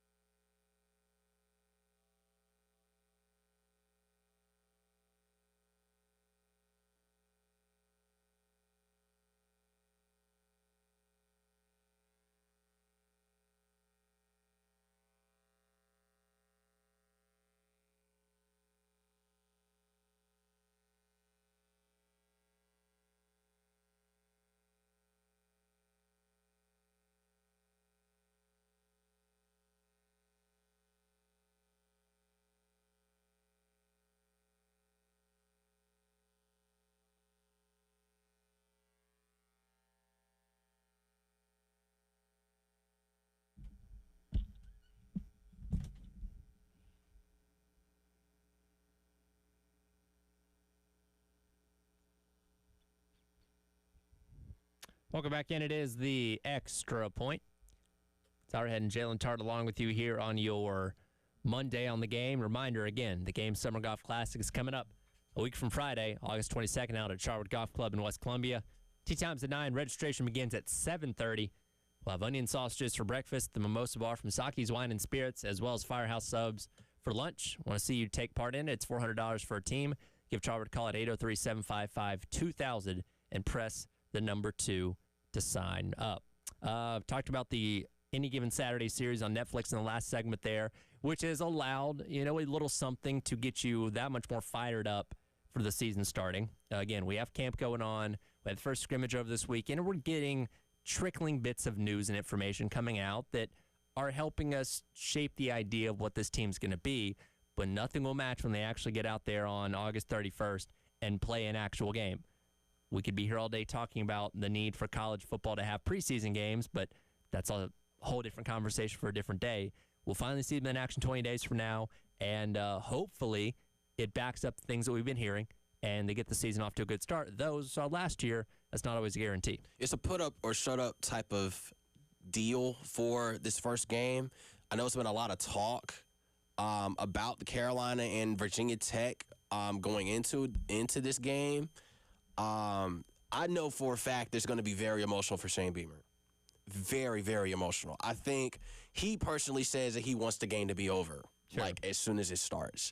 But me, importantly, my big key is what will Mike Schuler's offense really look like with just him, with Lenore Sellers and the supporting cast. You got Nick Harbor. You got Donovan Merv, who has been getting a lot of talk in the offseason. He has reached out to Alshon Jeffrey, who is his cousin, for some advice. We got Dylan Stewart working out with Jadeveon Clowney, and that's gotten a lot of headlines. So it's a lot of stuff going on. But I personally want to know, will there be a supporting cast with Lenore Sellers at the wide receiver room? Yeah, no, and that is something that we anticipate will be better than it was a year ago when you have pretty much your same core of guys returning from a year ago, another year in the system, another offseason with Mike Furry. You anticipate that is going to be, better. Again, you lose Josh Simon, your main tight end. Sounds like things are going well with Brady Hunt from what we've heard in practice and the scrimmage over the weekend. So you feel like the pieces are there. They just all need to take that next step in their individual positions to raise that entire group and receiving core that I have confidence they'll be able to do. But again, we got to see it to actually believe it first. Yeah. And then, too, it's like Virginia Tech, on the other hand, Brent Spry has been very vocal about his team's competitive spirit. I know they had a media day last week where he talked about that the spirit, that the competitiveness is at an all-time high, and his receivers are basically saying they're playing with a chip on their shoulder. I mean, that's the type of attitude and spirit you would want coming into this first game after the season that they had. Their starting quarterback was out with an injury, and they were usually rotating their second and third string quarterback. But I'm very interested to see how they're going to come out. I know they're predicted to finish 11th in the ACC going into this season, but they're not going to be a rollover team that's just going to roll over and wave their white flag. They're going to be a team that's going to come out with energy. They're going to be a team that's going to compete, just like South Carolina. But I expect South Carolina, with their experience that they have with this particular team, to come out on top. I think South Carolina has the better roster. I think they obviously have the better quarterback in this situation. A lot of things are in South Carolina's favor, but there is something to be said about a team that really has his back up against the wall, that it's scrapping for everything, quite frankly, to save Brent Pry's job, right? Yeah. He has underachieved in his time at Virginia Tech, and his seat is pretty darn hot going into this year. He has never beaten a Power 5 team out of conference. In fact, Virginia Tech has not beaten a Power 5 out-of-conference opponent since 2017 when they opened against West Virginia. So this is a long streak they're looking to come to an end. Again, it's not like it would be an even tougher challenge if they had to come into Williams-Brice Stadium, having to deal with the road environment, all that kind of stuff. You at least get a neutral site game, which I think there's going to be more Carolina fans than Virginia Tech fans there, but there'll be a little bit more of a balance. So that doesn't really play to anyone's favor, I don't think, necessarily. And let's face it, that's a scrappy team that is going to be scratching and clawing for everything they can get. And those kind of teams are dangerous. They might not be as talented as you, but they're willing to throw caution to the wind. And if you're not. And again, we saw South Carolina, a team that was 9-3 a year ago, look terrible in its first game of the season against Old Dominion. If you play that kind of game in week number 1, you'll lose to a team like Virginia Tech because they're way better. Not way better. They are better than what an Old Dominion team would have been a year ago. And that's the thing, too. I think for Carolina, historically, it's not starting the game off slow.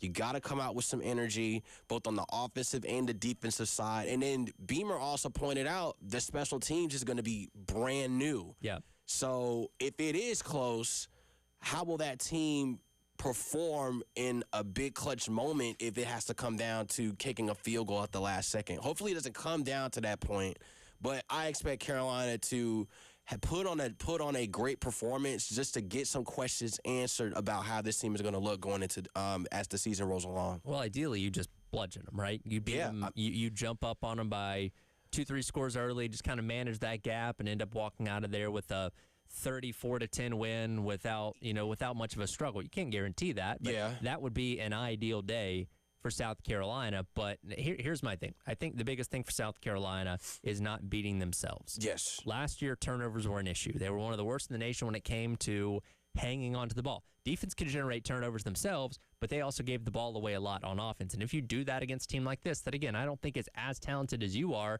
you give them short fields to work with, they can pay for it. And I think that's one thing that we've been seeing is that the decision-making from the offense has been a lot better from what I've seen in the open practices and just the highlights and clips. They are looking like they're coaching fundamental football in terms of taking care of the football and knowing that that is a big emphasis.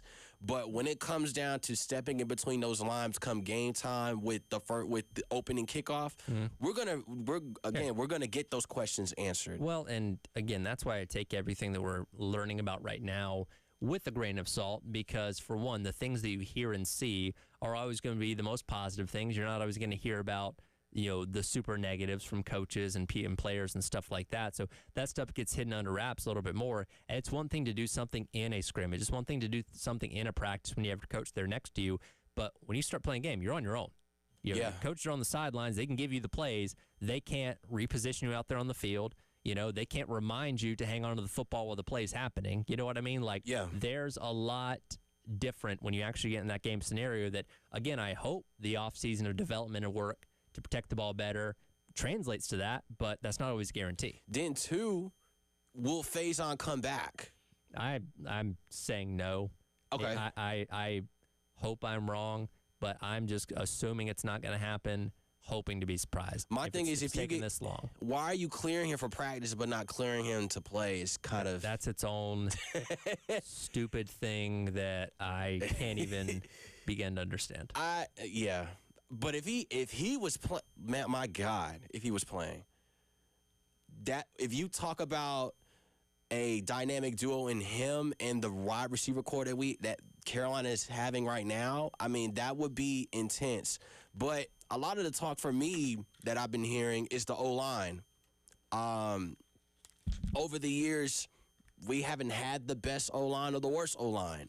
But I'm thinking that this O-line will be very solid in protecting LaNorris and knowing that we can really see a true glimpse of what Shula's offense is going to be. And I'm very ecstatic about Clayton White's defense of what they're going to do, because I think Dylan Stewart is that next superstar on the defensive end. We'll find out in 20 days. In the meantime, though, we do have NFL preseason, and we'll recap all the major headlines from this past weekend coming up next as the Extra Point rolls along. Tyler Head and Jalen Tart on your Monday on the Game.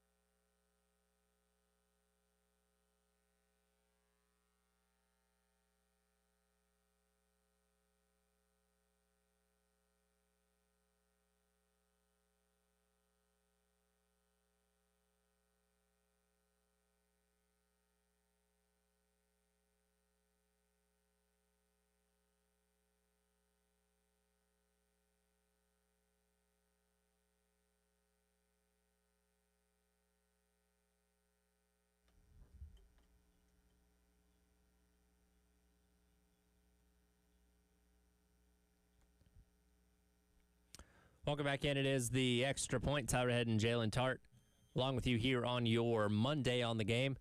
It is time for Who Sprung a Leak, brought to you by our friends over at American Leak Detection. And we'll go to the NFL preseason.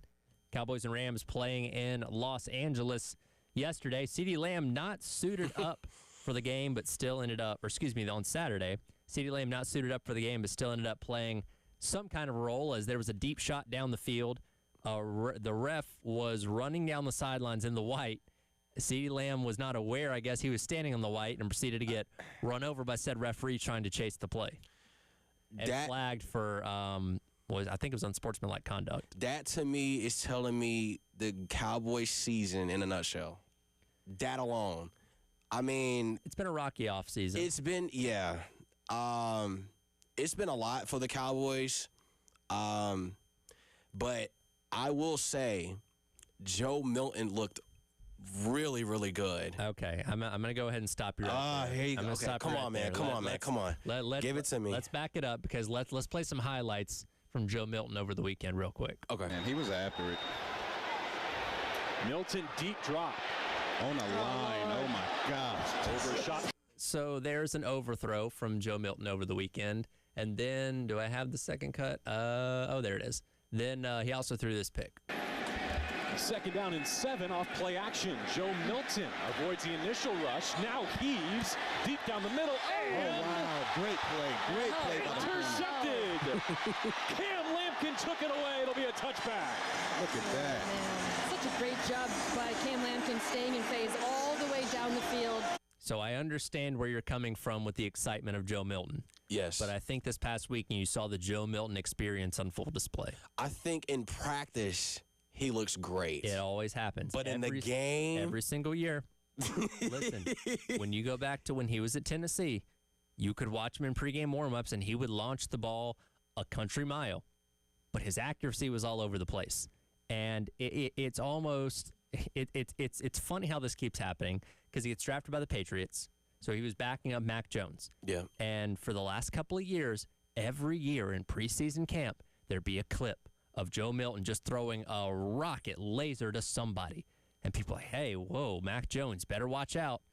You know, Joe Milton's coming for you. Then you go in the preseason and launch a ball 50 yards over someone's head. Same thing. Literally last week, there was a clip of Joe Milton throwing a dime in practice, and everybody's like, hey, Dak, better watch your back.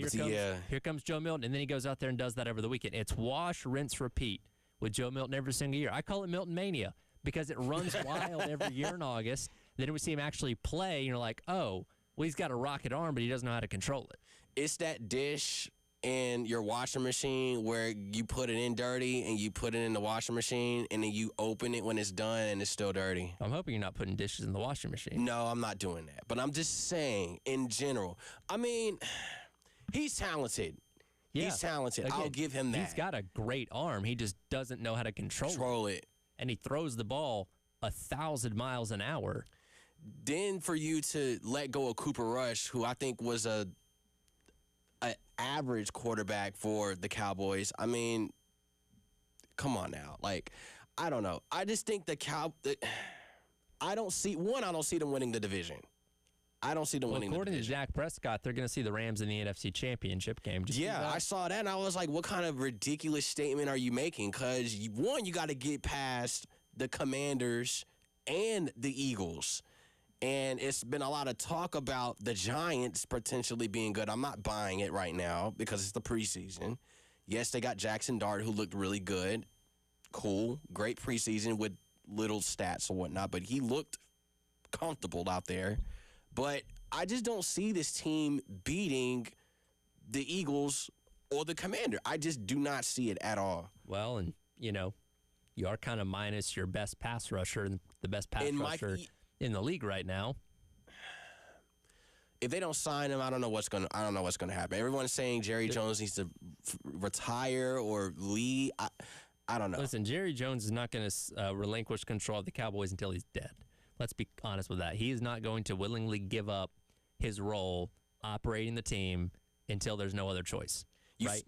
As much of a hindrance as he may be, as long as he's alive, he's going to be in control of the Cowboys. You start the season against the Eagles, then you play the Giants, the Bears, the Packers, the Jets, and the Panthers. That's your first 6 games. At least 3-3. Maybe. I there's a ceiling to the success of the Cowboys. There has been my entire life. No matter how good the roster is, again, it's been shaky the past couple years. I don't believe in Schottenheimer as a head coach. I don't believe, no. Yeah, could they make playoffs? Sure. They're going to go deep in the playoffs? Doubtful. And Dak winning 2 playoff games in the last 9-10 years? Yeah. I'm not buying it. We get in, and I get it. If you watch literally on ESPN right now, they were talking about the Cowboys. If you tune into ESPN enough, it's just flooded with enough Cowboys content to make you believe they might be something. But until proven otherwise, I'm just going to err on the side of caution that they are probably not going to do something again this year. The new area of hype this offseason, though, may be revolving around one Shedeur Sanders and his preseason debut. Overall, I'm thankful. I'm thankful for the opportunity first. I'm thankful for being able to look in all those and every player that was out there participating eyes and like tell them like this this a family.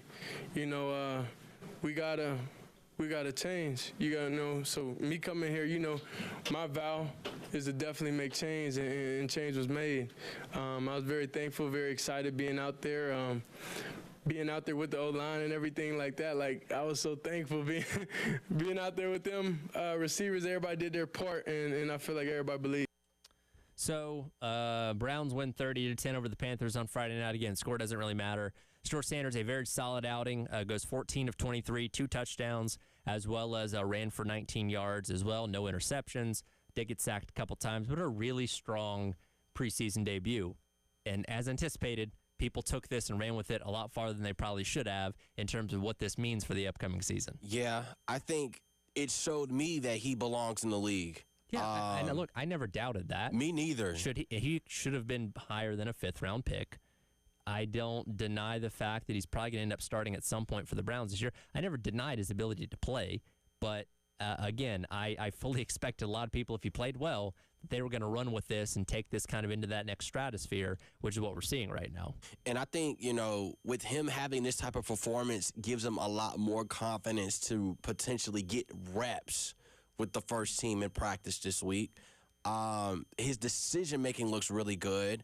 He was very, very he didn't look rattled at all. And he hasn't been like that for me since I've seen him in Colorado, where he didn't look rattled in terms of playing against high-level competition. But the man can play. I think that gave a lot of Browns fans hopefuls like, okay, he's really not this 5th-round quarterback that, you know, he deserves reps. And I think if you give him the pieces around him, I think he can strive and be the quarterback that he can truly become. My biggest worry with him is the fact that he's playing for the Browns. And the Browns have ruined quarterback after quarterback after quarterback after quarterback. And the way things are going, I assume Flacco's going to start the year. Yes. Handful of games, 4 or 5, whatever. And at some point, they're going to turn the reins over to Shedeur Sanders. Again, Kenny Pickett could be the backup. Dylan Gabriel, drafted higher than him. Both those guys banged up right now. Deshaun Watson isn't going to play this year. No. At some point, we're going to see Shedeur Sanders start. Now, my concern with that is the fact that, again, the Browns as an organization have ruined more quarterbacks than they have made up to this point, which is why they've gotten into this mess when it comes to their quarterback situation as of right now. And look, Shedeur Sanders is going to get plenty of opportunities in the NFL, so he's not going to be a one-and-doner with the Browns and we never hear from him again. He's going to get opportunities. I just hope by playing for the Browns, that does not mess him up when it comes to whatever the future of his career is, possibly outside Cleveland. Then if Shedeur does go onto this hype train or this incline, wonder what the owner is going to say now about him versus him when he came out a few days ago saying that they didn't initially want to draft him. Yeah. So it's like, I mean, you can't really change that. No. Now that you've said it, it's like, well, yeah. And you can say, hey, I didn't believe in him during the draft process, but now I see and we're going to ride with him. But no, you can't change like, well, actually, I did want to draft him. Like, no, you've said what you've said. Yeah. And you got on up to it now. And again, being on the Browns, though, your ceiling's only so high. Yeah. We've seen plenty of quarterbacks that we thought were going to be the savior of that organization that had very little success.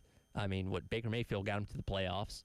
But, I mean, that's kind of it. So I just expect Shedeur, unfortunately, is probably going to fall in that same line of guys that can be good, but the organization fails you. And then he came out and said, somebody asked him about what's your take on the current situation, Baker Mayfield, and he was like, that's not in my control. Like, I'm not in that situation. I mean,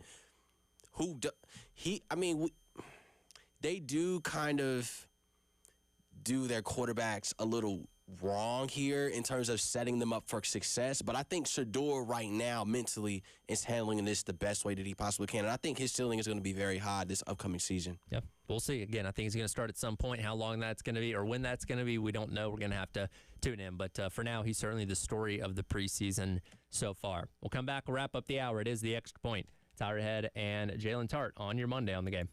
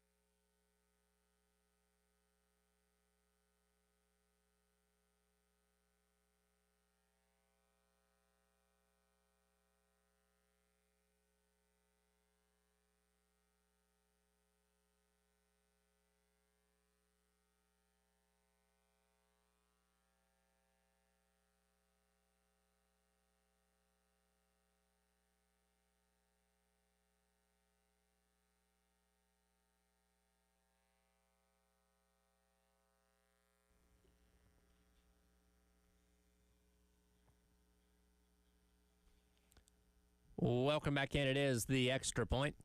Tyler Head and Jalen Tart along with you, wrapping up hour number 2 here on your Monday. And another reminder, the Game Summer Golf Classic coming back a week from Friday out at Charwood Golf Club in West Columbia. Tee time's at 9. Registration will begin that morning at 7:30. Come by and have some onion sausages for breakfast. The Mimosa Bar, brought to you by Saki's Wine and Spirits, will be out there as well. And Firehouse Subs providing lunch that day. We're going to have prizes. The golf gun makes its return, and we want to see you there. It's $400 for a team. Give Charwood a call at 803-755-2000 and press the number 2 to sign up. As we get into that Summer Golf Classic, that means we'll be fully locking in for football because the day after that, we'll have week 0. Week after that will be the first week of the regular season, and then we are all in on football from now until the end of the year, really creeping over to the beginning of next year as well with playoffs, national championship, Super Bowl, and all those kind of things. Unfortunately, I don't want to say unfortunately because how much we love football, it limits you in terms of activities you can do in the fall. Maybe your significant other is wanting you to do. But outside of being locked in, watching football or going to games, what are your fall activities of choice to do outside of the sporting realm? Traveling and Halloween movies. Okay. You a big Halloween person? Yes. What's your favorite? It and Michael Myers. Okay, like the new It or the old one? Old. Old one, DOG. Okay. That's fair. Now, where are you traveling to? It really doesn't matter. I personally like driving and seeing the leaves on the tree. Like, I like seeing The foliage? Yeah. Yeah. I don't mind just doing like an afternoon drive, just driving around. Okay. So, Yeah. I mean, it's when the weather starts to cool off, it's Yeah. nicer before it gets like cold in November or whatever. Like that couple weeks in like mid to late October, early November, that's kind of a sweet spot there. You like a pumpkin patch, apple picking, anything like that? I've never been to a pumpkin patch or apple patch before. That's something I would want to do. Yeah. As long as you don't do it on Saturdays. It'd be so packed. Well, it's when football's on. Football, You don't watch it on. You don't do that on Saturday. You have to. You have to. There's a couple things. Saturdays, by the way, should be wide open anyway. You don't go to weddings in the fall, and you don't do activities on Saturday that don't involve sports. Mm-hmm. That's just the rule of thumb around here. Cool. You ever been to a fall wedding? No. No. I've been to a couple. I had a cousin that got married on the weekend of the Georgia-Florida game 15 years ago. Yeah. Man, the fair. I think the fair. I'm a big fair guy. I love the fair. Which that is integrated into. I think is the Alabama game going to be the fair game this year? Am I thinking correctly? We can check. Because that's going to be like October 25th, I want to say. When's the fair run? I'm still looking. Hold on. It's not giving me a date. October 8th through the 19th. Okay, so that won't be the fair game. Oklahoma. Okay, Oklahoma will be the fair game then. Okay. That's That will be a good, interesting time. Concerts, I don't know who's touring in the fall yet, so I honestly don't know. But anything that's like nature or movie related, I'll do it. But like, I love Halloween movies. Yeah. I'll binge watch a Halloween series all day. Halloween's on a Friday this year. Yes. I will be I'll be in Atlanta for the exhibition game. For the women's basketball. That's right. Yeah. Is that is it on Thursday? The 30th? Yeah, that's on Thursday. Then the next day is Halloween weekend. So I can't think of anything significant Halloween-wise going on in the city of Atlanta, but I'm sure you can find something. It'll be something going on. But yeah. Pumpkin patch will be something that I will want to do. Never done that, so that sounds pretty fun and interesting, going on the back of a hay ride and stuff. So, dressed in fall colors. Plenty of things around here to satisfy you with that. What do you do? I mean, not a whole lot. I like being outside, just enjoying nice weather in general. Yeah. I mean, I've been to, like, picking up pumpkins and things like that, corn mazes, that kind of stuff. And again, as long as it doesn't interfere with what's happening on Saturdays and Sundays, I'm good with it. So weekdays, Friday nights, those kind of things. Again, Halloween's on a Friday night this year, which is great. As long as it's not interfering with football stuff, I'm all for it. Yeah, I think it will be a good, eventful fall. I know for a fact that it's going to be a lot of stuff going on. The NBA will be coming back in October. September will be all football and whatnot. But I'm just excited for just football to come back officially. It's been way too long. It feels like this is the longest off season ever, in my opinion. But Jalen's glad for football to come back. Yeah, well, really only 12 more days for some form of football with week 0, and then 19 days for week 1 proper, 20 days for South Carolina, and then we're off and running, and it's the best time of the year. Can't wait. Yes, I can't wait either, man.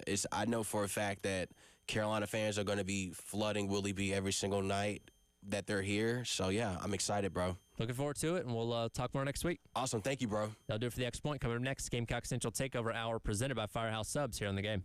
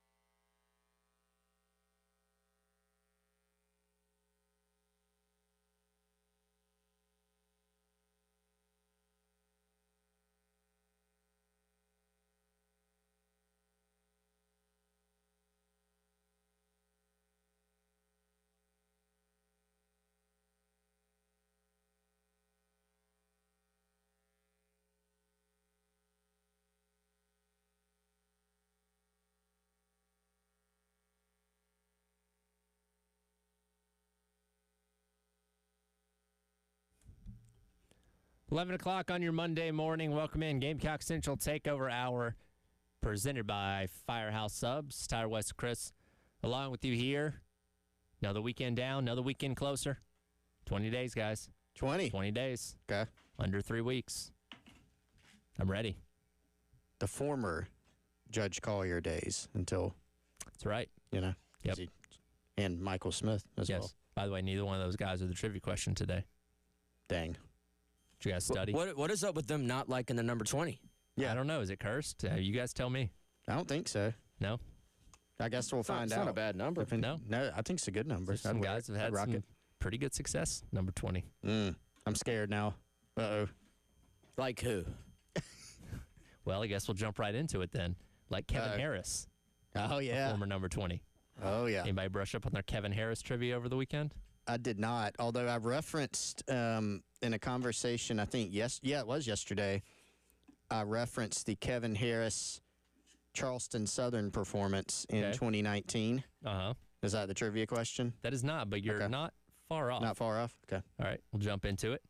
Kevin Harris had 2 200-plus yard games in his South Carolina career. I need the year and the 2 opponents to get the full credit for the question. I got him too. 2019. Nope. Hold on. Wait a minute. I messed one up. 2020 Ole Miss had to be one. Uh-oh. I think I got the one wrong. Nope. Yeah, the Charleston Southern game I don't think was... Was it not 200 yards, the Charleston Southern? Now I'm going back. He averaged like 80 yards a carry. I'm being facetious, but like he scored like 3 touchdowns and a whole bunch of yards. But now I'm thinking that might not have been one of them. Is that what you were going to say? I was trying to think of if you had the right year for that one. Yeah. 2020 Ole Miss. That was the big game we had last champs last year. I feel confident about that one. The other one that's coming to mind is, can we split this one if we get half and half? Or he may already have both. I don't know. Are you saying Charleston Southern, or you don't think if you guys can come to a full answer together, I'll give you half a point, and there is a chance for a bonus as well. Okay. I'm actually thinking not Southern. For some reason... I think that the 2020 Vandy game, maybe, because you had that 75 or 80 yard run. The Vandy one is the other one that came to mind. Yeah, so what's our final answer? Let's Let's lock in, but is it 2020? Yeah. Yeah. Okay. Yeah. 2020, because they beat Auburn. Wait. Is it 2019 or 2020? On which one? Vandy? Yeah. I don't know. Vandy was going to be my guess, but I couldn't come up with the year. The only one I feel pretty good about, really good about, is the Ole Miss 2020. Did they beat Auburn in 2020 or 2019? I had to be at home. J.C. Horn, 3 picks. Was Colin Hill the quarterback in 2020? Yeah. Okay, 2020, Vandy. Okay, so what's our full answer here? Give me the full answer. We already gave it to you. 2020 Vandy and 2020 Ole Miss. Okay, not completely correct. You got a year correct. Ole Miss is correct. Kentucky was the other game. Now, here's your chance for a bonus point. Okay. And this is Price is Right. Both these games, over 200 yards. Yeah. Can you tell me exactly how many yards he ran for in each of those games? No. Wes, the Kentucky game was the pin and pull game. Remember, they just ran that over and over? Well, they did that a lot, but they just slammed. That game, half saved Muschamp's job at the time, I feel like. Because remember going into that game, it was ugly. No, I have no clue. We can take a guess. I mean, we might as well, Ole Miss. Ole Miss 200 and 244. Okay, do you have a... I'll go... that's a high number, though. 237. For Ole Miss. Yep. All right, now how about Kentucky, which was the opening game, or the last game of the season, excuse me. 205. Wait, so that wasn't the pin and pull game. It wasn't? It was the last game of the season. We're thinking about different games. Anyway, Yeah. 206. So you're going to go 206 for Kentucky, Mhm. and you went 205. Yeah, Price is right. So You can Wes is going to get both of these. Ooh. It was ouch. 210 versus Kentucky and 243 against Ole Miss. Wow. You're one off. By the way, that Charleston Southern game was 2019. He ran for 147 yards and averaged 24.5 yards per carry. Yeah. That Southern team, that was, I think we were talking about the schedule this year, and we were talking about season openers, talking about Virginia Tech, and talking with somebody yesterday and bringing up some, just how things have gone in game one for South Carolina. And a couple of those, one of the years they played Eastern Illinois. And, I mean, that coach graciously gave Wes and I time on our podcast on GC Live.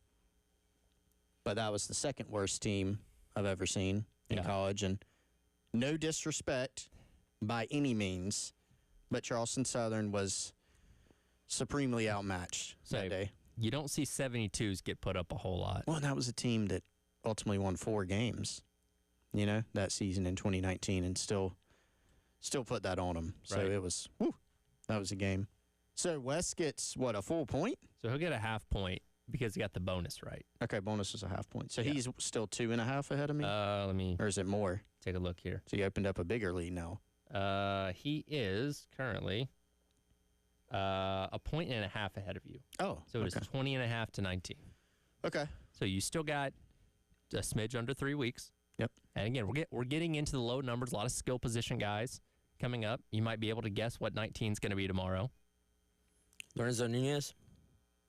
Not where I was going, but I can look into it. Please don't.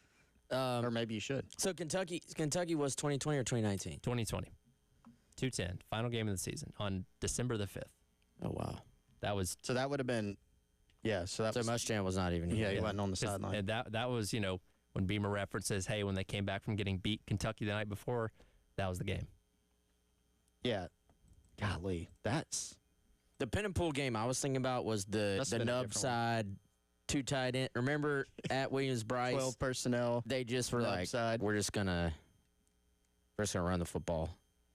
Yeah, Kevin Harris rushed 21 carries, 210 yards, and a touchdown. South Carolina lost 41-18. That's just a weird... Let's think. Like, if you're like, hey, my running back rushed for 200 yards, A, do you think we won or not? I'd be like, yeah, you won. You rushed for 200 yards with one guy. So in those 2 games, he rushed for nearly 500 yards, and they got outscored 100-60. Wow. Yeah. I'm not gonna lie to y'all. If you had just given me unlimited guesses, I really don't think I could have gotten to the Kentucky game. Well, You know what I'm saying? Like that game, South Carolina wasn't even in that No, game. it's like a memory hold game almost. That's kind of one of those things. You've already fired your coach. Yeah. Like, Beamer's about to get hired. The season's weird and lost anyway. I imagine most people, there's probably a lot of Gamecock fans that didn't even watch that game, to be honest with you, because they were that checked out at that point. Beamer being hired was being broken during the game. Yeah. Like, So yeah. I mean, I've kind of vividly remember like sitting in the living room and that game being on, but probably talking on the phone to him about how we were handling how strongly worded we were going to go with what we were saying, because it was obvious that Beamer was being hired. And then who was it on? It was a guy on ESPN, I think, did the full like free headline, like Shane Beamer is expected to be hired. Do you remember who it was that got the national credit? Oh, Bruce Feldman got it. Feldman? Yeah. Wasn't with ESPN at the time, but yeah. Who's he with? Don't bring that up. Can't remember. Isn't he with The Athletic now? He's with The Athletic right now. I don't remember who he was at that time, but They all bounce around. that was...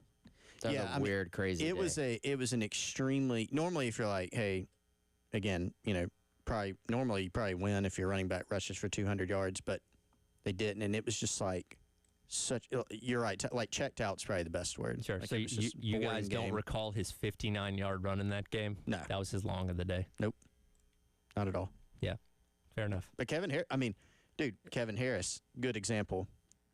Trust your eyes in recruiting evaluations. Big numbers in high school in Georgia. Played at Bradwell Institute. Mm-hmm. Came to South Carolina's camp. I think he had an Army offer. They know how to run the ball there. They do. But had an Army offer. Came into camp, ran in the 4.5s, which is kind of what Carolina wanted to see because the high school numbers are great. The size checked out. Just wanted to see if he could run. And he was one of those guys where you're like, is Kevin Harris fast? You're like, I mean, not really. But then he would get in the open field. I'm thinking about that Vandy run you talked about, like the 75, 80-yarder. And he's one of those guys like Alshon Jeffries, like gets ahead of you, not really catching him, you know? So that's what they wanted to see, and ended up being a really good take for them, obviously. I think the thing about Kev is I don't think he maybe would have ever timed like super, super fast, but when he was in the open field, like some people maybe tell you football speed is a thing or isn't a thing. I mean, he had football speed, man. Like, it was insane what he was capable of in the open field. Is he a classic example of a guy that you wish could have played on a different era or a different team, what he could have been capable of? Yeah. I mean, I think he probably was not – hopefully he will still be remembered, man, but I don't know if he'll be remembered for being as good as he truly was because of the way those teams, you know, seasons went. Yeah. You kind of imagine him playing on, you know, the 2022 South Carolina football team, or even, you know, one of those Spurrier teams. Got Kevin Harris out there running lead draw. You know, you're like, man, what could have been? So, well, good there's your 20 days trivia question. Wes has a point and a half advantage as of right now. We're going to talk some football with Greg McElroy of Assist Station Jocks FM, ESPN, the SC Network coming up next as the Gamecock Central Takeover Hour presented by Firehouse Subs rolls along on your Monday on the game.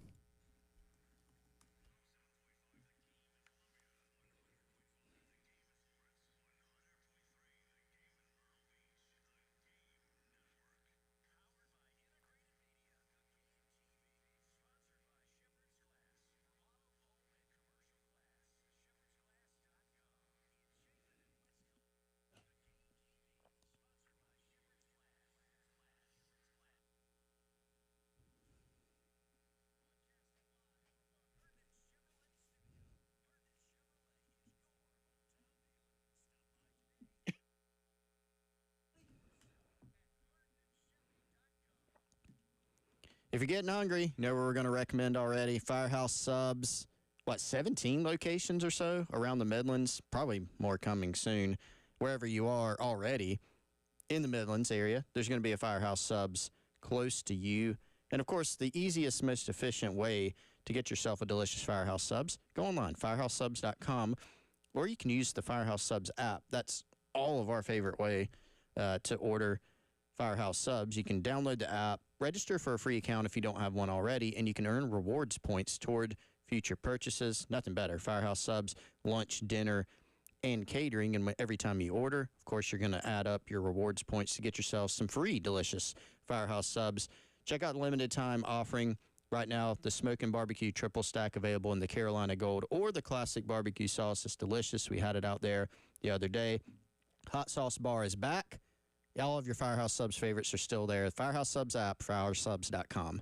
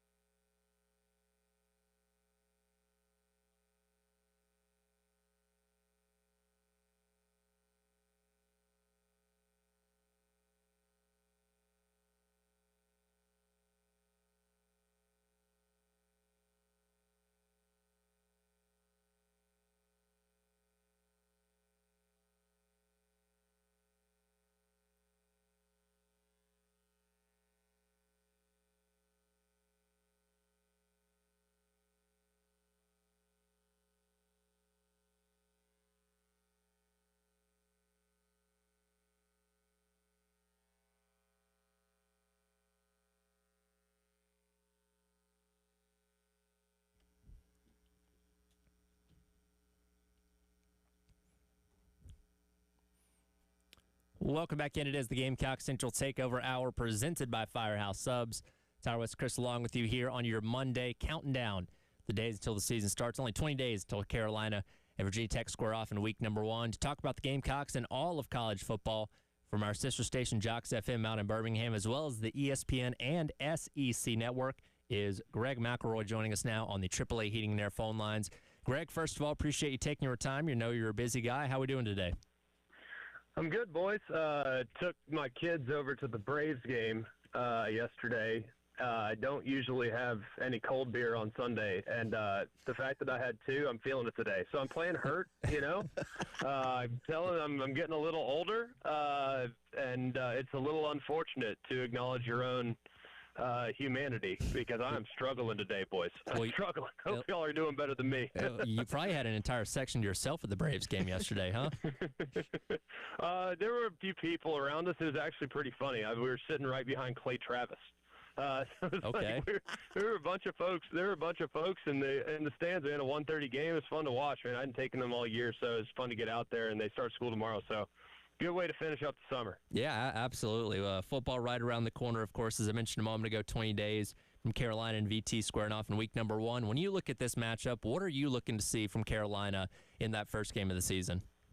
You know, I mean, I think more than anything else, it's the same thing that I think everybody's kind of curious about. One, all the new face they have on defense. There was a lot of production lost off last year's team, a lot of leadership lost off last year's team. So I'm real curious to see how they handle Kyron Drones, who at Virginia Tech had a bit of a down year last year, but the talent is there. I mean, the guy's super dynamic, and they have a lot of new pieces as well. So I think it's going to be a game in which both teams are kind of chasing some ghosts. Just because of the personnel and the turnover. So I'm really curious to see how the defensive pieces kind of gel together. And then I'm real curious to see how much the wideouts have improved. I mean, that's really the two things. Like, I feel great about Lenoris and his development. I think the offensive line is going to be just fine.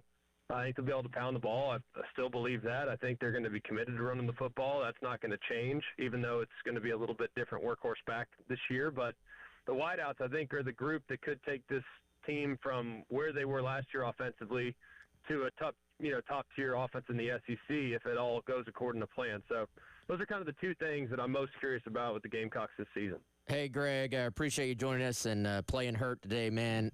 I saw you you kind of reshared on your Twitter a post you had made back in May just talking about kind of Beamer Ball 2.0 and the next step for this program. Take us through kind of what you want to see from Lenoris Sellers going into year 2 as a starter, being a former quarterback. What do you think are the little sort of just details that will help him become a better overall player this season? Well, I think he obviously did an amazing job last year, right? I mean, even what my expectations were for him last year, I think he far surpassed just about everything that you could imagine. But you saw over the course of the season the confidence starting to grow. And I think that confidence is now carried over into the offseason. Clearly he has, much like transcendent players, I mean, he's going to make everyone else around him better, which I absolutely love. I think the next step of his development is to play within the confines of the system. You don't want to ever take away his playmaking ability, right? I mean, that's what he does as well as anybody in sport. The playmaking ability stands apart. I mean, he could be one of the best playmakers just in all of college football. But I think doing the little things and operating from the pocket is the next step of his development. Last year, I mean, he was impossible to tackle him. Just watch the Clemson game by itself. I mean, like, guys just bounced off him. They couldn't get him to the ground. It was amazing. But now winning from the pocket and being methodical is kind of the next step. He's still going to have those superhuman attributes. We know that. That's not going away. But if he can kind of carve you up by just standing back there and delivering the ball and not necessarily opening himself up to unnecessary contact, that'd be amazing. Because last year when he got banged up, I mean, South Carolina was a completely different team. And when he was playing a couple games with a bummed ankle, I mean, they changed a little bit. And when he got healthier and got better, things really got going for him as the season went along. So I think just... Well, I'll have to get Greg back on the line there. He may have hit a off button on us, but sounded like a great point he was about to make. He though. was. We'll let Tyler try to dial back out there. Dang, he was on a roll for a guy who's playing hurt. Well, I was going to tell him that I mean, his tally, I'm surprised it was that low to watch the Braves. Did they win yesterday, Wes? You know, man, my my fandom has. Golly, this is really bad now. I am I gotta say, I've not been being Not a very dialed good in? Braves fan. Okay. It's okay. it's hard. It's hard to watch right now. Very hard to watch. When all your pitchers are out, then it's tough to watch, man. It really tough. is. But they did. I'm pretty sure they did win yesterday Well, at least you got to see over one. the lowly Marlins. Of course, it's fun to beat up on those guys. Disrespect intended. No, I mean, it's his point about Sellers, though, I kind of go ahead.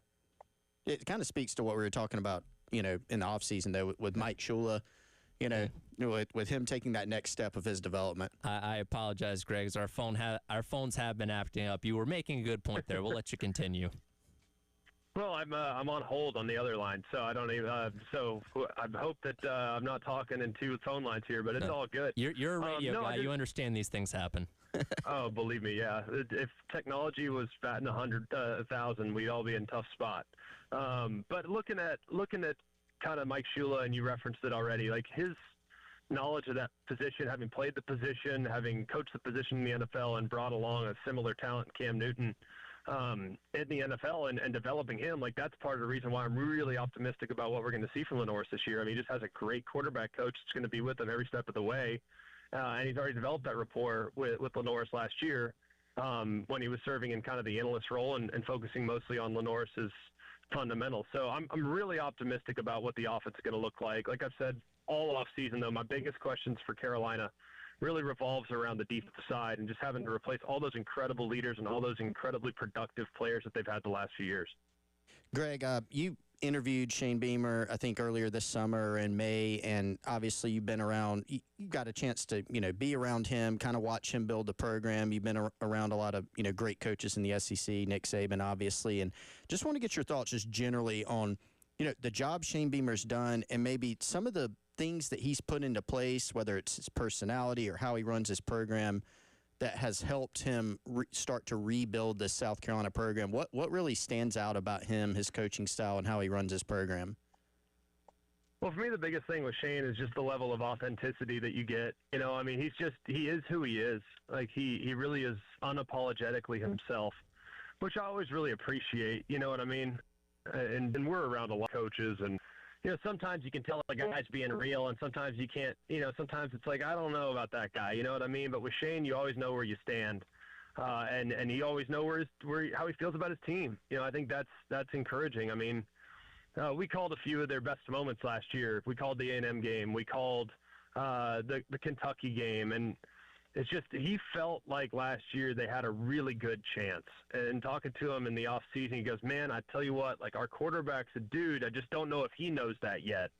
But we got the pieces on defense. Like we think we got a chance to be really, really good. And while for a lot of folks that went in one ear and out the other in the preseason last year, when Shane says that, he really believes it. And I think he really likes this roster. And talking to him and throughout media days and in the summer leading into media days, I mean, I think he really likes the team. He really likes the culture that they've created. And if he didn't, I think he'd tell us, I think he'd tell you, yeah, you know what, we got work to do here.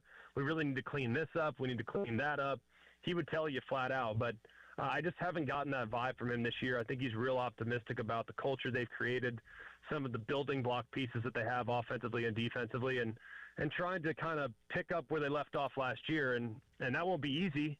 That'll be really difficult because everyone's now very aware of what South Carolina can do. But I'm pretty excited about what this team might be. So, Greg, we got about 2 more minutes before we have to break here. Sellers is kind of in a similar spot to what you were when you went into your second year as a starter, having most of your same receiving core return around you. What's the significance of having an entire offseason to work with those guys before playing with the same group for a second year in a row? It's pretty significant. I mean, there's just so many things in offense nowadays. I mean, back in the day, everything was very black and white, where it's like you run this route, you get open against this coverage, I'm going to win here. Now, offenses have evolved to the point where there's a lot of gray area, and a lot of the onus is actually put on receivers open to field space for RPOs. And look, if RPOs run correctly, it can never be stopped, right? Ever. That's the whole reason why people do it, because it's uncoverable. But you got to make sure you're on the same page with the receivers. And having gone through the gauntlet last year and having seen every look that you can possibly see over the course of 12 games, you're going to be able to, I guess in a roundabout way, complete each other's sentences a little better. You know what I mean? Like when you're sitting there talking with your wife or your significant other, the more time you spend, I know exactly what I'm thinking all the time. She knows me all the time.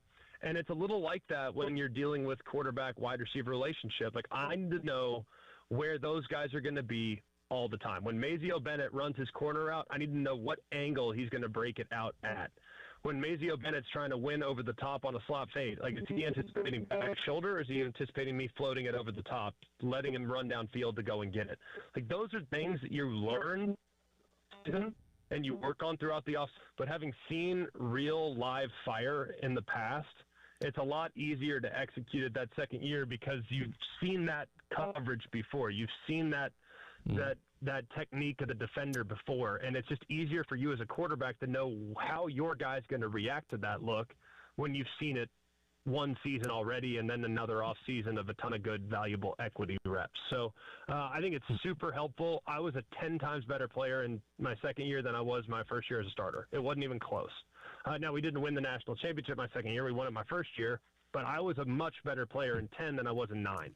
Right. And I think part of that is because of the amount of confidence I was able to build and releasing the ball before my receivers break and understanding defensive coverage and how we're going to attack it. It was night and day. And I would anticipate a similar growth for Lenoris, and I think he's going to be a much more capable thrower this upcoming season. Well, Greg, we appreciate your time, and hopefully you're a little healed up tomorrow after your Braves outing yesterday. If it takes me 2 days to recover from 2 beers, I got major problems, boys. But I think I'll be okay. Appreciate it. We look forward to seeing you at Willie B this upcoming season. I look forward to it, guys. Thanks. Yep, he is Greg McElroy, the Jocks FM and the ESPN and SC Network. We'll come back, recap that conversation as the Gamecock Central Takeover Hour presented by Firehouse Subs rolls on your Monday on the game.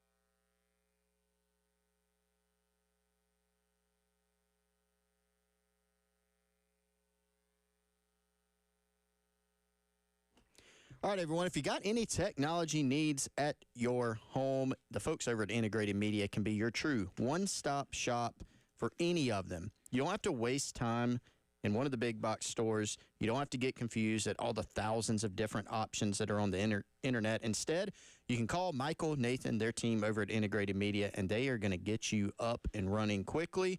803-948-8327, the very best in technology for your home at Integrated Media. Sell TVs, same price as the big box stores. Sell, deliver, and install, all without you having to go into a store. Camera and alarm systems, monitored alarm systems, video floodlights. If you're having problems with your Wi-Fi, if you're looking to upgrade your streaming, if you want to trick out that man cave, that outdoor patio, they can do all of it for you.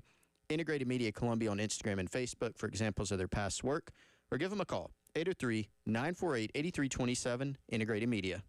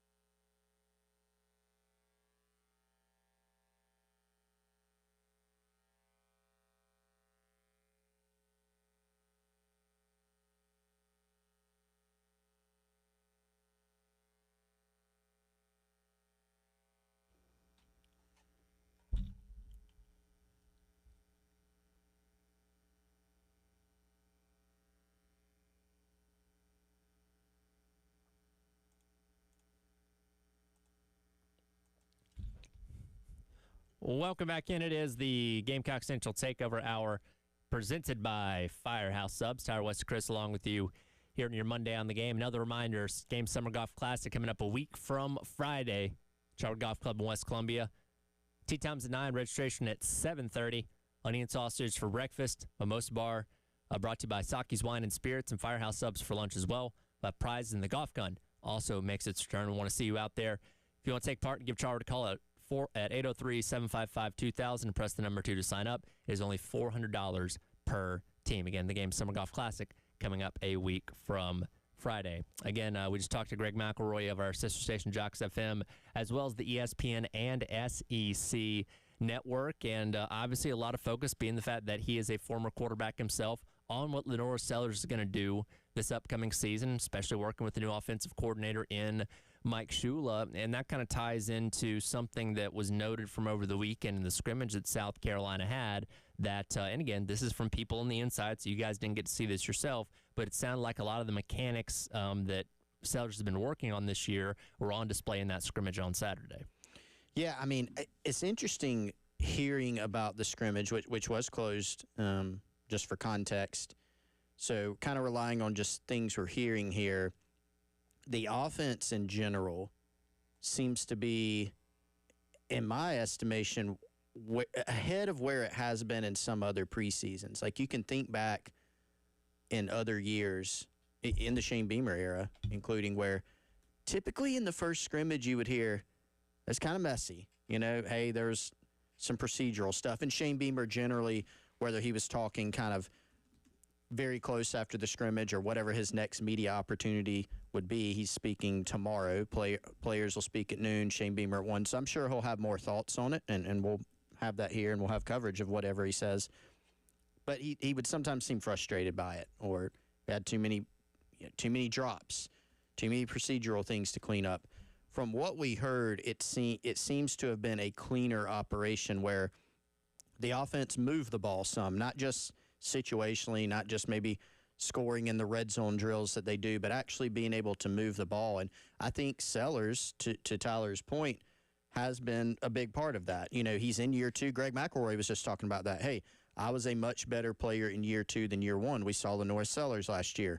Game 1, Old Dominion, offense, not flashy, not super productive. Sellers looked a little nervous, looked like he was playing in his first college football start ever, and then you fast forward to the end of the year and look at the type of guy he was. There's a natural progression, and now he's had another offseason. He's had the winter workout program. He's had spring ball. He's had summer. He seems a lot more comfortable, and I think that's reflected in the offense, along with some other things, right? It all works in conjunction. The O-line, the receivers.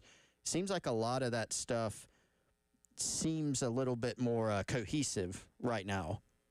Yeah, and I think typically in your scrimmage one, to your point, man, I mean, I can't really remember us ever hearing a report of, hey, man, the offense in scrimmage one, things looked kind of smooth. I mean, that typically does not happen.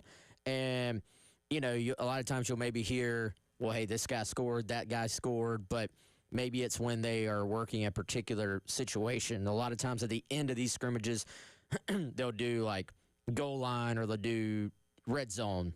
And it's all right, you're able to score some points and guys kind of are able to say, well, this guy had a big catch. This guy had a big touchdown. But did you really move the football?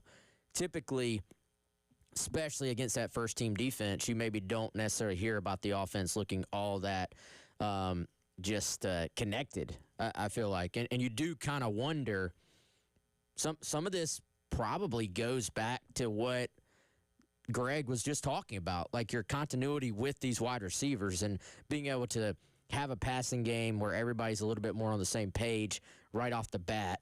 And, I believe from some things we've heard, man, this was not even Sellers just taking off, running, and being – Sellers. This was him standing in and delivering the football, which obviously we know has been a big focus for him.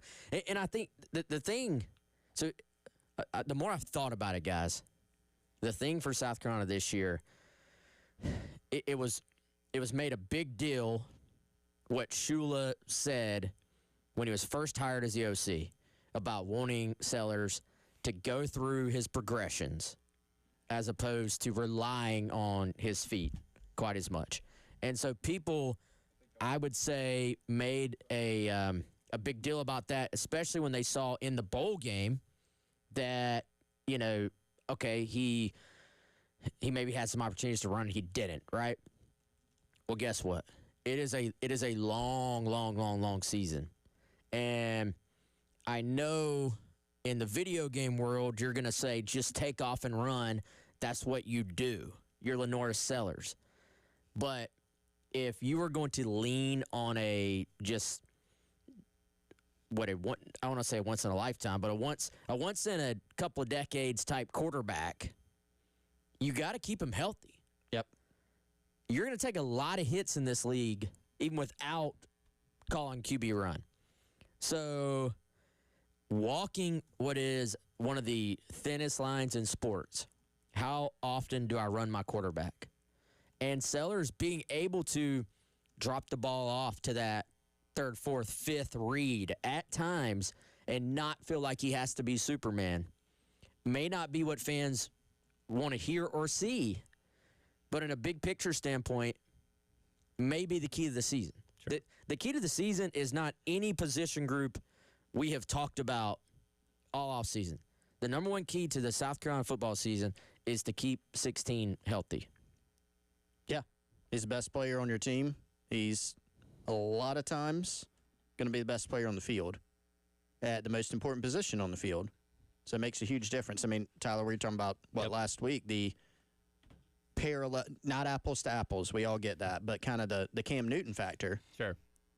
Carolina, I think, will have a better team around Lenora Sellers overall than they've got more pro guys.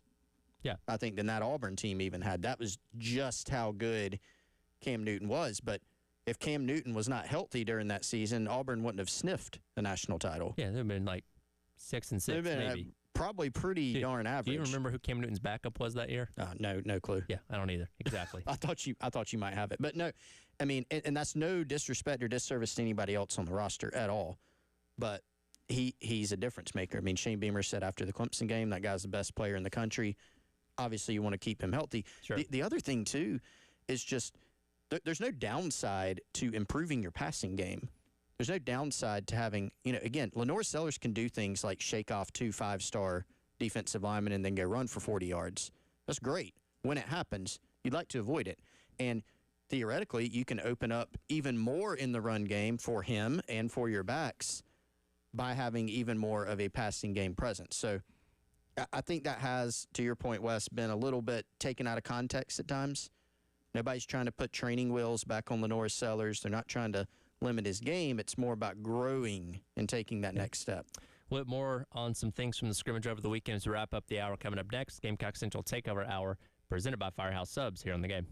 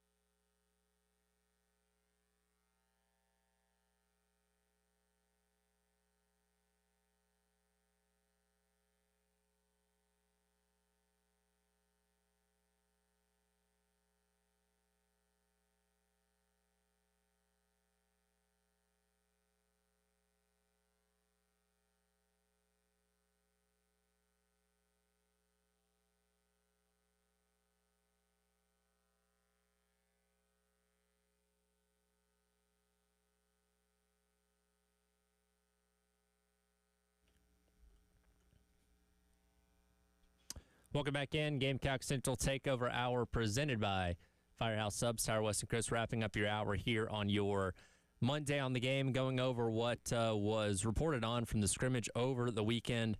First one of South Carolina's camp, of course, not open to the media, but we did have some notes that came away from it that you guys were reporting on over the weekend. We talked about Sellers there in that last segment and obviously his development, but one thing that he is not getting back from a year ago was Josh Simon, who, of course, was his favorite target as the season went along and ended up leading the team in receiving. But it sounds like, and there was some obviously connection with these two a year ago, it sounds like Brady Hunt, hopefully not to be the leading receiver again, because you hope a receiver is going to occupy that spot, but it sounds like the rapport between Brady Hunt and Lenore Sellers is very good, and he was using him as that security blanket during the scrimmage over the weekend as well.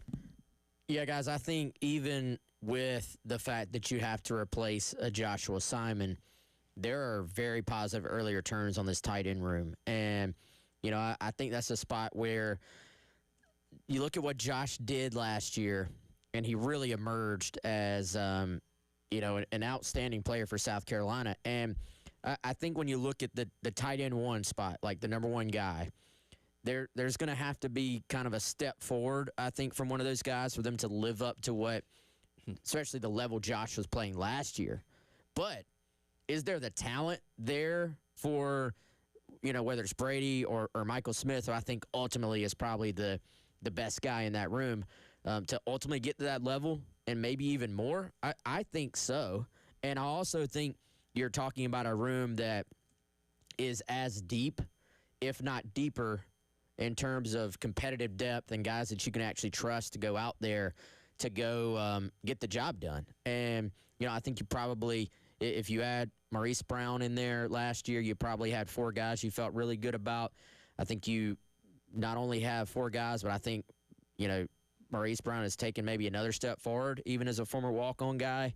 And I'll tell you what, I wouldn't completely, I don't know if he'll be called on this year. He probably won't have to be. But there's even been some early positive buzz around Mike Tyler, the Hammond School freshman, who was kind of a late addition to South Carolina's recruiting class.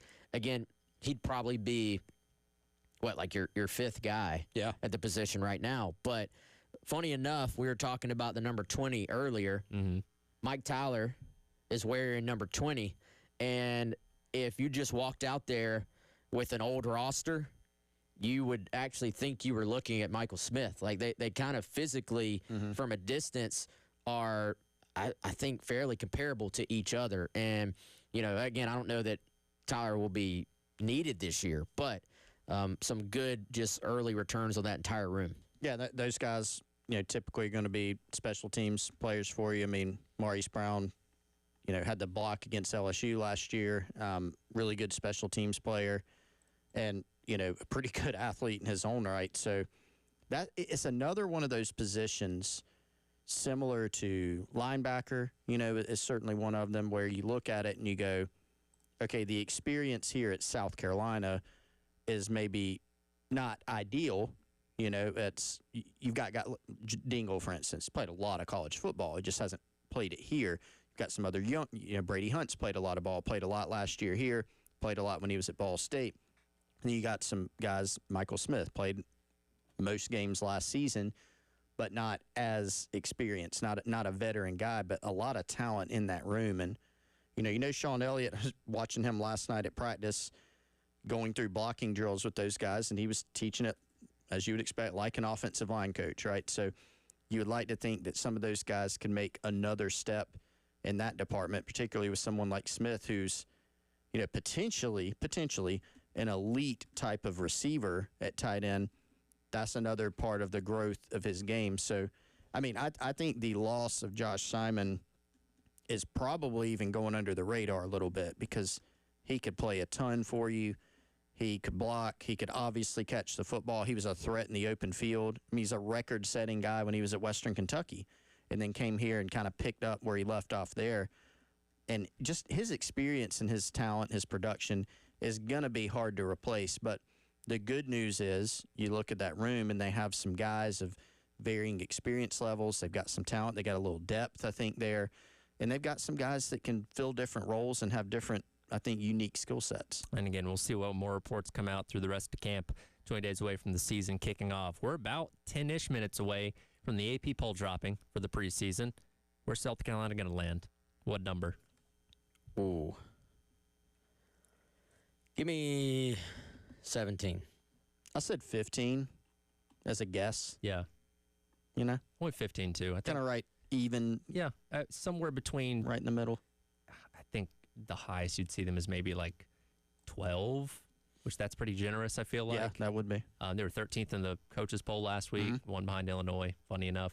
But yeah, They were a tick higher in the coaches poll than I thought they would be. Yeah. Right. So maybe more people think highly of them and they're a little bit higher than 15, but somewhere in that 12 to 20 range, I think is pretty fair. Everybody can have their takes ready to go. Yeah. Whether it's too high, too low. You guys know the last time they started the season ranked in the preseason AP poll? Was it 2014? That was my guess. 2014, number 9. Fortunately. All right, we Tyler. know what You happened. can just quit there. Well, you're ahead. That'll do it for the Gamecock Central Takeover Hour presented by Firehouse Subs. Halftime show myself, Scott Hamilton, the Post and Courier, up next on your Monday on the Game.